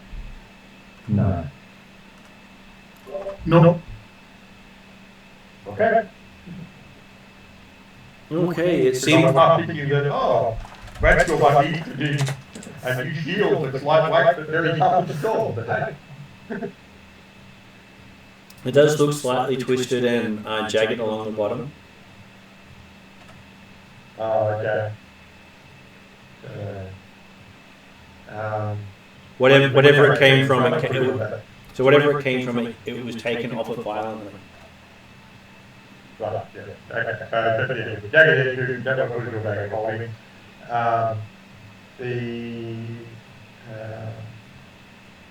He'll actually go up to Bradshaw and say, hey, this looks like good shield material. Shield away to this. Okay. I'll have one shield in one hand, one shield in the other hand. How does it feel, Martin?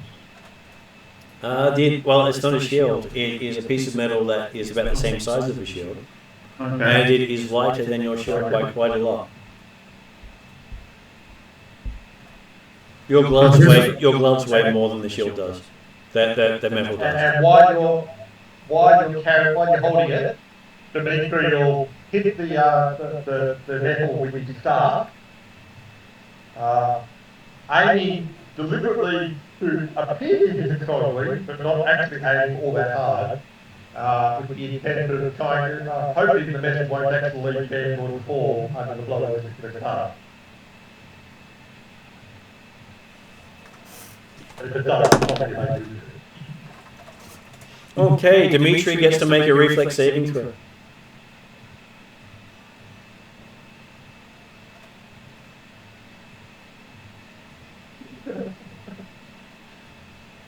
He missed one of the night.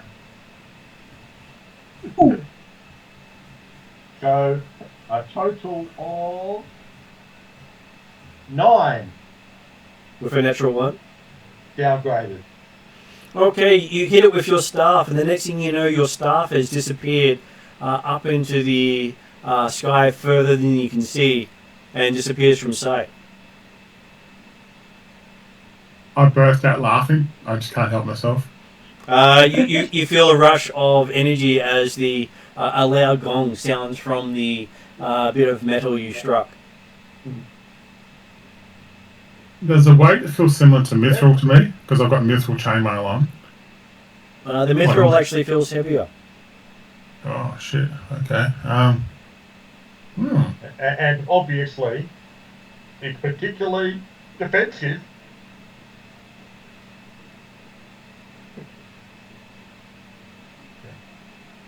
Barman, I wonder if you throw Dimitri into this piece of metal, whether you'll bounce up in the sky too. What's your thought? I have always been a man of science. Did Fallon see where the staff went or landed? Did he was a fire? Sorry, I did come downstairs, so I'll go back upstairs in order to roll the dice. Well, I'm perfectly happy if, like Martin, to make a statement of whether or not it's something Did Trellin care what happened to the staff? Remember, Yeah. Then yes, you did see where it landed.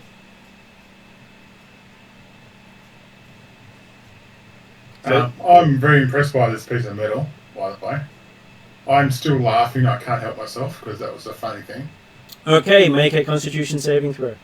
Me? Yep. Okay. So I got a 22. You definitely know where it landed. You could probably go and pick it up in about 20 minutes. 27. I'll head off. And what did you get for Bradshaw? 27, man. Okay, as you laugh, you feel your laugh echo back at you quite a lot louder. Your ears start to hurt, and you end up dropping the piece of metal to cover your ears. Oh. Geez, my voice has got more deeper. I think I'm better Does now. dropping the metal cause another bong? It sort of just digs itself into the ground. Yeah, I think I look at Dr. Razzle. This one's okay to keep, isn't it? Virgil shrugs. You seem to still have hair on. If hair fall out, put away your sword. Weapon. Thingy. Can we put it in the back of the trailer, in the cart with you? Not send backwards. Not safe.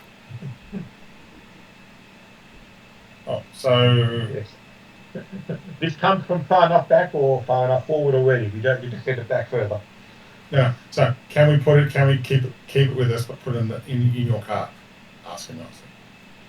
Virgil says yes. Bradshaw carry. Okay. Just tie it to your backpack. Not like it weighs anything. Okay. And hey, it'll How provide you. big is this? Is it bigger than a? So if I About how the size big of a is medium shield. medium shield, is my bag of holding too small to put that in? Do you want to put a jagged piece of metal into your bag? No. Oh, okay, just jagged, is it? Okay, sorry. I know you said that before. Yeah, okay. It would easily fit in a bag of holding, but it'll also likely destroy it. Unless, of course, you wrap it up in some blanket or leathers or something like that. No, I'll just strap it to my back and yeah. I'll put my shield in my bag of holding because I'll put it in my shield slot kind of thing. If that makes sense. So Okay. I'll just go a shieldless dwarf for a little bit. So okay, You have the shield stowed. thank you. And I guess while he's been sorting that out, Cullen's had time to go and find the white stuff. He has. Yeah. And he brings it back I'm to running you. at 55 feet, so it shouldn't take too long. He brings it back to you by the time Rachel's finished stowing his shield. Yeah. Because it does take a lot of strapping to get something that's not correctly shaped to go to the way he wants it. Yep. Okay, this evening we might look at rolling those edges over and putting two straps to it and make them armless here. Yeah, we'll sort that out later. Let's continue on. Up there, yes, so aim for heading down the hill. So.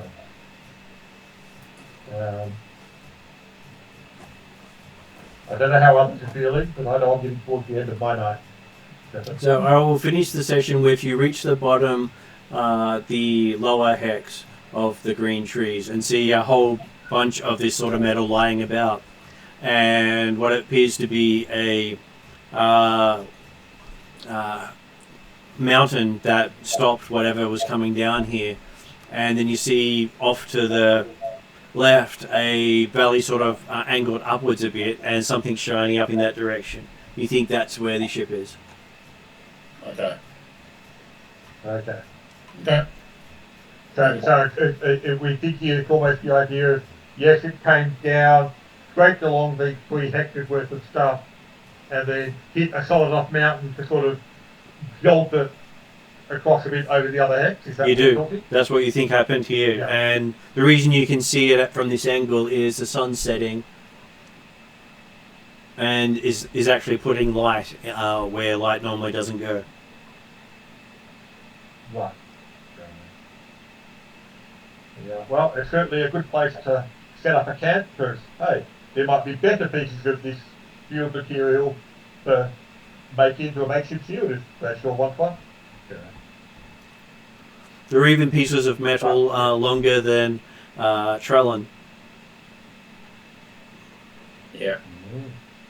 And you can lift any of them as if they're just a loaf of bread. But And I'll, possibly still be sleeping on my flying carpet 200 feet above. Yep. Okay. Yeah. Possibly Bradshaw might even grab one of the longer, thinner pieces of this metal to turn it to make it into a spear type effect, but not a bludgeoning weapon. Nah, the thought's good. I'll still undecided about that to next session. Well, you like being able to heal the creatures here? No, I just want a shield that I can bounce Dimitri off, that's all. Oh, no, but the point is, there's enough metal around here you can take both. I want you to run the thing next time. I want to see what happens. Anyway, I'm going to go on mute till Martin closes up. Okay, so I will go on end credits and then A will talk to you.